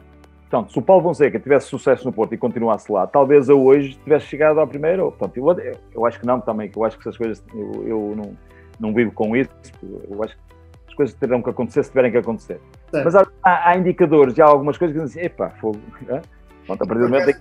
E o Paulo Fonseca não tem sucesso no Porto, eu como adepto de futebol e simpatizante do Futebol Clube do Porto, lembro-me de muitos jogos em que foi... isto que falhou para o Paulo Fonseca não ganhar, não estar em primeiro, não eliminar, por exemplo, o Atlético de Madrid nos 2 jogos, quase ganhava os 2 jogos ao Atlético de Madrid, na Liga dos Campeões, imensos jogos no campeonato em que com um autogolo, ou com isto, ou com aquilo. Há milhares de exemplos, Ricardo, em muitas situações, e tu acontecendo na tua vida, por isto as coisas não aconteceram. Pronto, não tinha que ser. Não tinha que ser, siga em frente, portanto, eu habituei-me a lidar, mas isto voltando um bocadinho àquilo que é sorte, há realmente momentos decisivos na vida das pessoas. Agora, a mim não me aconteceu isto, mas aconteceram outras coisas maravilhosas, portanto, na nossa vida que nós lá está. Eu acho que há aqui sempre o fator sorte, principalmente numa atividade desportiva em que eu acho que a principal diferença do futebol para uma empresa, e tu também tens empresas e também estás ligado ao mundo empresarial, portanto com certeza vais reconhecer também esta diferença, a principal é que eu sei quem é o meu adversário no futebol e jogo com ele ao domingo, não é? Portanto ele está ali à minha frente, eu vou ali jogar com ele e pronto, e depois no final do jogo alguém ganha e alguém perde. Não é? Vamos ver. E é durante aqueles 90 minutos. Na empresa, tu tens aí muitos concorrentes da casa de baixinho. Não jogas com eles ao domingo, jogas todos os dias. Todos os dias tens de ser melhor do que eles. Só que não é bem melhor do que eles, porque eles não vai um cliente comer ao teu e ao deles e diz: não, o de baixinho é melhor. Não é assim que isto funciona. Ou seja, não há. Ou seja, é um bocadinho diferente a forma como a coisa funciona. E aí o fator sorte eu acho que tem mais impacto, porque são mesmo aqueles 90 minutos, há mesmo aquele penalti, aquele remate, entrou ou não entrou, e portanto há ali esse momento. Obviamente isso só acontece a quem está preparado para isso, não é? O Ruben Neves conseguiu isso porque estava preparado para isso. Tu poderias ter tido essa oportunidade porque tinhas os resultados que tinhas, porque se não tivesses esses resultados e o trabalho que tinhas feito, não tinhas essa oportunidade. Portanto, há aqui de facto uma parte de preparação e de trabalho e de sim, há uma parte de... Nós dizemos que a sorte cruza a oportunidade com a competência, não é? Portanto, se surgir a oportunidade e não houver a competência, depois também não é fácil. E às vezes acontece muito isso, não é? E no futebol também, não é? E depois o futebol também é conhecimentos, é contactos. E os contactos colocam-te num determinado patamar e depois chegas lá e não tiras partido, não é? Portanto, hoje não é só a competência que te leva a determinados patamares. Certo. Da maneira, pronto, sabes que mas isso mesmo nas empresas é preciso cada vez mais do que ser bom não chega. Eu preciso de ser bom e conseguir mostrar que sou bom e fazer os outros crescer e fazer que os outros sejam bons também. E obviamente, conseguir criar uma rede de contactos e de amizade e de valor criado nas pessoas que me rodeiam, que depois proporciona as coisas também, não é? Absolutamente. Eu acho que isso é muito importante. Portanto, não é só o que está à tua volta também cresça, não é? Portanto, não é só seres bom, também fazeres melhor que os outros e ao mesmo tempo fazeres com que as coisas à tua volta também, não é, te ajudem a que isso seja realmente em que vincule e que promova também, de certa maneira, com resultados. E falando em competência, como é que nós passamos de um momento em que o único treinador português, basicamente, que tinha ido para o estrangeiro era o Artur Jorge, e temos hoje em dia treinadores portugueses em tudo quanto é... Eu ainda sou do tempo em que nenhum dos clubes dos três grandes tinha um treinador português, basicamente, e mal nem se pensava nisso, tinha que vir um gajo de estrangeiro, tinha que vir um brasileiro, um italiano, nem se pensava em treinadores portugueses, e hoje em dia é precisamente o oposto. Antes de se pensar num treinador estrangeiro, ou de vir alguém, para vir alguém agora tinha que ser, sei lá, um Carlo Ancelotti que tinha que vir treinar aqui para tirar um lugar a um português, senão nem sequer estamos a ver quem é que poderia vir, não é? Como é que se deu esta inversão? Eu acho que o fator Mourinho foi muito importante, não é? Portanto, o Mourinho abriu, de certa maneira, portas a tudo aquilo que foi o impacto, não é, que ele causou com os resultados que teve, portanto, e nos clubes onde andou, para que olhassem para o treinador português. Portanto, e a partir daí, como isto funciona por modas, por tendências, não é? Portanto, há que ir perceber, isto por um lado. Por outro lado, a capacidade, não é, e a flexibilidade que o treinador português tem de se adaptar, não é? Portanto, aos contextos onde está inserido. Ao mesmo tempo, aquilo que nós percebemos aqui, por muita influência também, por aquilo que foi o trabalho do professor Vitor Frade, quando falamos de improvisação tática, portanto, que é uma metodologia de treino muito vocacionada para o jogo em si, portanto, para o modelo de jogo, quer dizer que nós fugimos muito daquilo que era o tradicional para investirmos mais numa metodologia onde treinámos a jogar, não é? Certo. E isso aproximou mais as exigências do jogo, não é? Daquilo que depois a competição também precisava. Portanto, o treino virou-se muito mais para aquilo que o jogo em si necessitava. E isso foi uma coisa que também, em termos, chocou um bocadinho, mas que acabou por dar resultados. Portanto, e depois, claro, sucesso atrás de sucesso, portanto, as coisas acabaram por ir crescendo. Mas essencialmente aquilo que eu sinto é realmente a capacidade que o treinador português tem de se ambientar, não é? E de se adaptar. E depois ainda tem outra coisa, o treinador português, por norma, congrega à volta dele, portanto, é sociável, estás a perceber? Às vezes chegam, eu sou o fulano, como às vezes tínhamos alguns estrangeiros que chegavam cá, e eu é que sei, e pronto. Nós temos essa capacidade, não é, de nos darmos, e depois também mostramos uma coisa que eu acho que é importante, que é a paixão. Nós somos latinos, sabes, somos, pronto, apaixonados, e uma das coisas que eu me sirvo muito, pronto, eu costumo dizer que sou a old crazy coach, não é? Como eu dizia lá aos meus, pronto, eu posso cativar, portanto, que eles perceberem que eu também acho que na nossa vida tem que haver sempre um bocado de loucura, não é? Para que as coisas façam sentido, e o futebol às vezes também é isso, e as relações pessoais também são isso, portanto, esta capacidade de nós criarmos o tal rapport, não é? Portanto, a tal empatia com quem nos rodeia, para depois, pronto, vamos juntos e podermos atingir os resultados, portanto, no fundo, que são precisos para nós depois nos mantermos. Mas eu acho que o fator principal foi realmente as portas que o Mourinho abriu, não é? Para que se olhasse, e depois esta onda de metodologia de treino ligada muito ao jogo, treinar a jogar, que nos distanciou um bocadinho das outras metodologias, e pronto, e que acaba por ter algum impacto e marcar a diferença. Como é que tu vês a campanha do... ou seja, eu sei que vou-te pôr aqui numa posição chata de criticares ou de avaliares um colega de profissão, ainda por cima que está numa posição espetacular, não é? E portanto, é sempre um bocado difícil, mas a tua visão sobre aquilo que Fernando Santos fez com a seleção, desde ganhar o Euro 2016 à forma como Portugal está a jogar agora. Parece que isto de um tipo de treinador de bancada que percebe bola de futebol, olha para o jogo e, sei lá, mete o Cristiano, não é? Claro, mete o Ronaldo que ele marca um gol, não é? Basicamente. Mas parece-me que o Fernando Santos é capaz de ser um treinador demasiado conservador para o poder de fogo que tem no banco, não é? Um bocado como o Southgate com a Inglaterra, não é? Um tipo que tem ali as armas todas, diz assim, agora ficas no banco e vamos jogar com 5 defesas e 2 trincos e um médio mais recuado e depois metemos lá um tipo para correr e ver se marca um gol. Parece-me um bocado que o Fernando Santos também tem ali uma série de arsenal de futebol de ataque que fica sempre um bocado distraído. Olha, eu percebo o contexto, não é, de falar com o Fernando Santos, temos que falar com o Fernando Santos, mas também é verdade que eu sou um bocado suspeito a falar disso, porque quem me conhece, sabes, eu tenho uma paixão e uma visão do jogo muito diferente, não é, daquilo que é o Fernando Santos e a maior parte.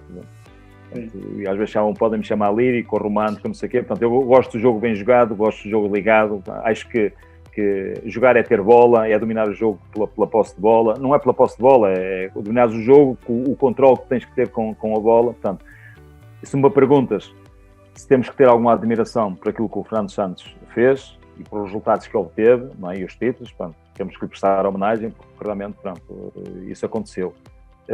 Porquê? Talvez por o demasiado equilíbrio que ele demonstrou sempre no seu percurso, não é? Portanto, para ele o equilíbrio é fundamental. Portanto, há quem lhe chame também o pragmatismo, não é? Pragmático. Portanto, e o pragmático o que é? É a gestão equilibrada de ver o que acontece e depois vamos ver se, para já, não sofrer e depois vamos ver se conseguimos ganhar. Não há dúvida nenhuma que a carreira de alguns treinadores foram também feitas por a intervenção pontual de jogadores. Portanto, neste processo, o Cristiano Ronaldo teve um papel fundamental, não é? Portanto, e nisto temos também que perceber. A gestão, que eu acho que o Fernando Santos foi inteligente daquilo que é o papel do Cristiano Ronaldo, foi sempre muito importante, portanto, porque hoje em dia as estrelas estão acima do treinador. Antigamente era o treinador que era a figura e os jogadores ficavam ali. Portanto, hoje em dia, mesmo o próprio Mourinho já reconheceu isso, hoje são as estrelas que têm o protagonismo e o treinador tem que saber como é que vai promovê-las também, portanto, e fazer com que elas tirem o máximo. Portanto, e aqui, esta gestão do Ronaldo foi sempre muito inteligente, não é? Portanto, e o Ronaldo marcou sempre a diferença. A maneira como jogamos, se eu posso dizer, fomos campeões da Europa, não é? Mas temos uma maneira de jogar, não.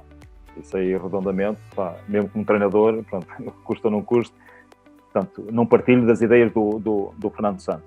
Que percebo muitas vezes as opções dele, porque muitas vezes em regime de seleção não é fácil também, às vezes treinar-se tudo, porque não há muito tempo, então há que gerir ali uma série de egos, ali que gerir uma série de situações, pronto, e que ele demonstrou também alguma inteligência em alguns momentos, acredito. Como treinador, como visão de grupo e gestor de egos e personalidades e dinâmicas de grupo, acho que esteve ao nível do Scolari.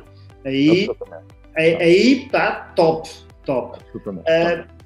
E isso às vezes também é importante na gestão de um grupo, não é? Portanto, é como digo, uma coisa é o treino e jogo e tal, mas depois a gestão emocional, a gestão de cada um deles acaba por ser complicado. Analisando um bocadinho aquilo que se tem passado ultimamente, não é? Portanto, e a tendência vai ser talvez piorar, não sei o que é que vai, não é? Nós começamos a sentir que a seleção precisa ser renovada e tem meios para isto, nós temos os melhores jogadores novos a jogar nas melhores equipas do mundo. Temos jogadores incríveis. Pronto, e aqui realmente, pronto, abordando aquilo que tu estás a falar, não é? Nós temos, e o inglês também fazer isso, portanto, e eu aqui há tempos houve um fulano até foi no Twitter e achei imensa piada a isso, porque a primeira coisa é controlar o jogo, portanto, como é que se diz? Especular, não é? Ver o que é que vai dar, para depois ir lançando as tuas armas, não é? Mas o que é que acontece? É que quando tu começas a especular e sofres um golo, não é? Tu então, como já não tens nada a perder, então já metes não é? A carne toda no assador. A carne toda no assador. E então demonstras realmente uma capacidade, não é? Portanto, isto quer dizer o quê? Nós precisamos, o mau resultado potencializa o que nós temos de melhor. Só que a gente pergunta, mas porquê é que ele não pôs antes? Isso é que eu volto a falar. É preciso coragem. É preciso perceber aquilo que nós queremos e a maneira como queremos conseguir as coisas, não é? Agora, eu gostava de dizer assim, nós somos campeões da Europa porque temos um estilo de jogo, não é? O que nos caracteriza é um jogo, bem jogado, daqui, dali, de controle. E nós falamos que temos, muita gente fala aqui, eu às vezes até costumo dizer, no futebol positivo, não é? Há muita gente, muitos treinadores, gostamos, temos um futebol positivo, e eu costumo dizer, Ricardo, 1 grau é positivo, mas é um freio dos diabos, não é? Não é? Todos acham, mas depois a gente começa a ver o jogo e o que é que vês?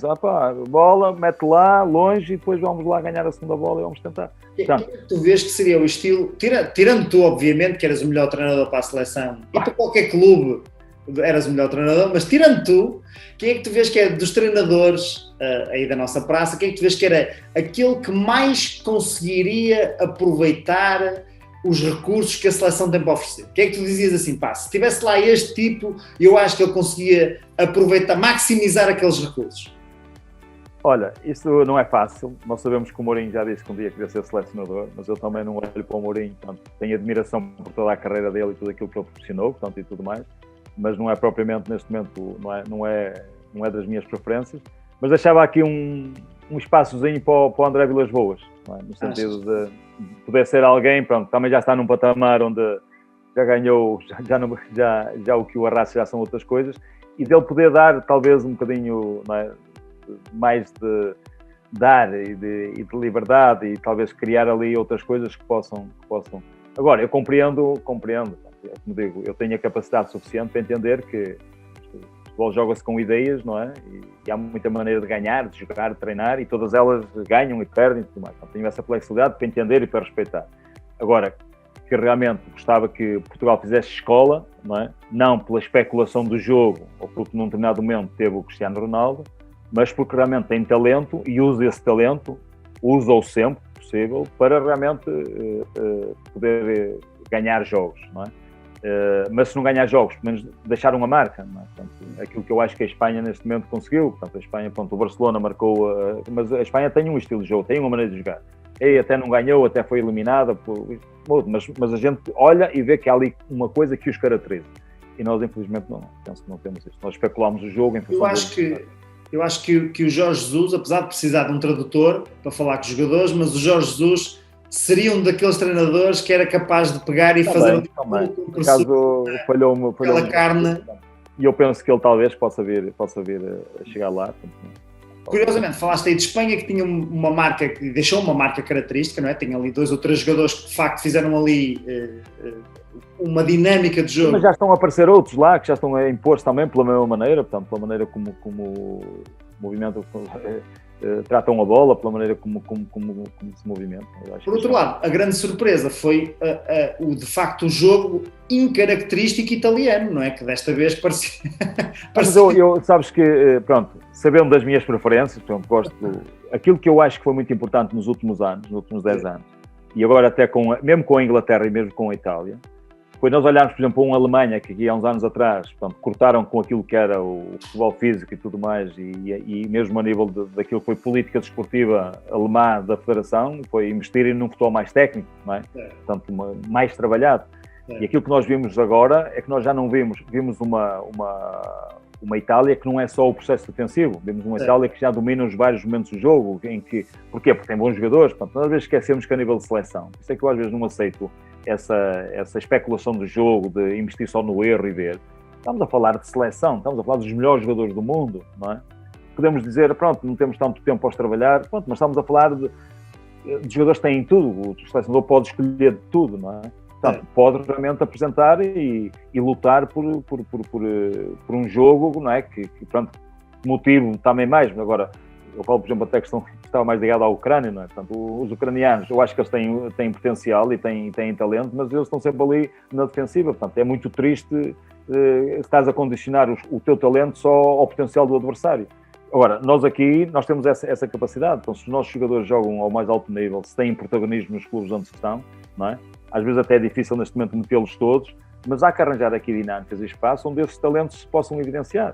Agora, o problema é que nós achamos que os talentos não estão preparados para outras coisas do jogo. Ou para mim, o que não é verdade. O talento não sabe defender, não tem intensidade, não percebe do jogo, portanto, só joga com bola. Para mim não é verdade. Portanto, isso é um dos mitos que anda no futebol para desculpar muita falta de coragem. E isso é o que me custa mais aceitar. Mas gosto da tua ideia, pá, de ver o Jorge Jesus talvez a criar aqui uma... Assim, gostando ou não do estilo, e do estilo pessoal, de comunicacional, não me atrai, mas a nível de futebol, é daquele que de facto consegue pôr as equipas a fazerem um rolo compressor em cima dos outros. Aqui é futebol de ataque, não é hipótese. Ali é mesmo futebol para atacar e para mexer e para mandar e para golear. Faz parte da personalidade dele e é isso que eu admiro também nele, não é? Portanto, ele tem essa visão, portanto, e os jogadores vão atrás. É que os jogadores vão atrás. Os jogadores estão lá para jogar, não estão lá para sofrer nem para andar. Os jogadores não gostam diz ao Bernardo que tem que vir acompanhar o lateral, pronto, ele vem, só que depois não joga, não é? Foi o que aconteceu, só joga, e depois quando se apercebe já está cá fora, nós vimos, o Bernardo não joga nada. Não joga nada porque a primeira intenção era não acontecer o que aconteceu contra a Alemanha, era vir acompanhar o lateral. E ele veio, não é? Portanto, e é isso que eu às vezes não aceito. Não é? Portanto, nós, quando incutimos uma determinada responsabilidade para controlar o adversário, portanto, o Bernardo, que joga no melhor clube do mundo, não é? A top, foi o coitadinho que teve que andar atrás de um gajo que, ele, não é? que comparado com o clube onde ele andava, não valia muito. Portanto, e isto, lá está, o Bernardo cumpriu, só que não jogou. Não jogando não mostra o que ao intervalo, o que passado um bocado saiu. Não é? Nós, o Bernardo não jogou nada. Portanto, isto é tudo muito... Não é? Agora, claro que a gente compreende. Sendo que este campeonato foi espetacular na saída das grandes seleções, ou das potenciais seleções que iam ganhar, não é? A França tem mais uma daquelas seleções que até mete medo, só olhar para o 11 inicial, e para os que estão no banco até mete medo, e foi eliminada. A Alemanha a mesma coisa. Portugal a mesma coisa. Espanha foi a que se aguentou mais. Não é? E pronto, depois tivemos uma final de Itália-Inglaterra, que não é propriamente a final mais normal, apesar de Itália ser uma catedrática de finais. Mas eu acho que melhoraram muito, tanto a Inglaterra melhoraram muito. A Inglaterra, num jogo contra a Dinamarca, a acabar, também já estavam a ganhar. Esteve ali 3 minutos em que andaram a circular a bola, nem sequer queriam marcar gol, portanto, controlaram o jogo pela bola. Portanto, já que há uma intenção por trás, não é? Portanto, diferente daquilo que é normal. Portanto, isso eu eu pessoalmente gosto dessa gestão do jogo. Portanto, o jogo não tem que ser sempre... Nós temos a bola, podemos atacar e podemos defender mesmo com bola, porque se o adversário não tiver a bola, não é? Eu costumo dizer que para mim jogar bem é não perder bola e marcar golo, como defender é uma consequência de perderes bola. Portanto, se não perderes a bola, também estás a defender porque o adversário não a tem e não te marca golo. Não é? Portanto, é um bocado por aí. Mas isso, portanto, é outra discussão. Em jeito de despedida, Fernando... Onde é que tu achas que... Ou seja, se tu pudesses escolher, né, se eu dissesse assim, olha, podes escolher qualquer clube, qualquer seleção, qualquer país, qualquer camada jovem ou sénior, onde é que tu gostavas, dizias assim, pá, qual é a tua cadeira de sonho, não é? Como falaste ali no André Vilas-Boas, eu lembro mesmo da cadeira de sonho do André Vilas-Boas, não é? Qual era a tua cadeira de sonho, aquela que tu dizias assim, pá, se eu pudesse fazer isto aqui... Acho que ia ter o clube que tem a filosofia que eu me ia enquadrar bem, o projeto, etc. É assim, eu não queria morrer sem ir ao Brasil. Essa é a minha esposa que não queria morrer sem ir ao Brasil, porque eu acho que sou um apaixonado pela técnica, pronto, e acho que... Eu não posso, sabes, independentemente de muita gente achar, eu não cheguei ao nível, quem sou eu para estar, nem cheguei à Primeira Liga, nem sequer... Mas eu sou muito feliz, sempre fui muito feliz em todos os grupos onde se diverti-me, porque sempre vi a marca, aquilo que dizem-me, isto para jogar assim é preciso jogadores. Não, a minha história, e talvez por isso é que eu sou o treinador em Portugal que devo publicar mais jogo, não é? Portanto, desde a China, desde o meu Paredes, não sei o quê, portanto, há uma marca que me caracteriza. Sabem que equipa minha, seja lá quem for, eles vão jogar de uma determinada maneira e vão finalizar de uma determinada maneira e que tem a ver com a ligação com o jogo curto e tudo mais. Agora, poderes treinar no Brasil, apesar de todo o cenário, não é? No Brasil os treinadores só duram 3 meses, não é? Estás a saber? São contextos. Mas vou-te dizer uma coisa, onde eu queria era realmente criar num contexto onde realmente tivesse potencial técnico, não é? E tempo, também tem que mostrar resultados, para provar que se pode ganhar, não é? Numa determinada maneira e jogando bem, acreditando nos jogadores. Perguntas-me assim, mas qual é a cadeira de sonho, qual é... foi como eu te disse, há realmente clubes que têm todas as condições, não é? Por isso é que eu sou um bocado crítico quando dizem que na Primeira Liga é preciso ter jogadores para isso. Na Primeira Liga estão os melhores jogadores, não é? Agora, mas porquê? Eles não podem jogar assim porque são mancos, têm algum problema, não jogam com a canela? Não, agora... E a prova disso é que em todos os contextos, os jogadores acabaram por se relacionar. Portanto, é uma questão de relacionar. Por isso, eu não tenho propriamente uma cadeira de sonho. Tenho, e se puder, até quando puder, poder ter um sítio onde eu possa realmente, me queiram, e eu possa, mais uma vez, portanto, fazer com que os jogadores façam coisas que não faziam antes. Portanto, fugir um bocado do tradicional, portanto, eu ando sempre no contra, não é? À procura de coisas, a gente trabalha à pressão, eu trabalho a fuga à pressão, portanto, para eles perceberem que têm que andar atrás da bola, portanto, diverte-me isso diverte-me sair daquilo que é normal. E, portanto, e não é só nisso mesmo, às vezes, na maneira como estamos na vida, a vida também me desafia. Por isso é preciso ter aqui um bocado louco, não é? Mas ao mesmo tempo, são desafios e eu penso que pronto, se tiver um grupo onde tenha uma boa capacidade técnica, é? Para mim, pronto, era suficiente. E quando olhamos em técnica, pronto, treinar no Brasil era uma coisa, pronto, que eu gostava. Agora, claro, quando aliamos ao estilo de jogo, aquilo que mais me seduz neste momento é a Espanha. A Espanha, porque são realmente um contexto onde já é muito essa cultura. Em alguns clubes, não é? Muito. Por isso, a minha cadeira de sonho, olha, é continuar dia a dia. E esta hoje, olha, estou aqui sentado, foi um sonho, foi o primeiro estar aqui a partilhar contigo, pudesse-me a falar de outras coisas também. E por isso, Ricardo, podia também agradecer-te muito esta oportunidade e lá está o velhote aqui a falar de coisas malucas, mas também és um bocado culpado disso, porque também estiveste na Gênesis no início, não é? Viraste um bocado aqui os fusíveis, tu e o Pedro e a Mia, portanto, pessoas que eu volta e meia tenho necessidade de ir à procura, porque eu preciso de energia positiva e eles fazem-me sempre sentir isso. E às vezes já digo, precisamos marcar um café para ir falar aí de algumas loucuras. É isso mesmo. Por isso, Ricardo, muito obrigado, foi um prazer. E agora, quando vieres aqui à minha casa, se eu estiver agora por aqui, terei muito gosto de dar-te um abraço. Da próxima vez que eu for aí, eu digo-te. E vou dizer à minha esposa, que ela agora já sabe, olha, está ali o Ricardo, já pode dizer. Ela agora já me denuncia também. Absolutamente. Fernando, olha, muito obrigado por estas 2 horinhas de conversa. Nem sei. Muita coisa. Eu andei a estar papado, sabes? Falo pelos cotovelos, também é um problema que eu tenho. Não, mas acho que foi muito, para mim foi muito interessante, porque eu gosto destes temas e de perceber o que é que está por trás. Uma das coisas que eu mais gosto é de estudar outras pessoas e de perceber o que é que está por trás, o que é que faz a diferença, as pequenas coisas que fazem a diferença.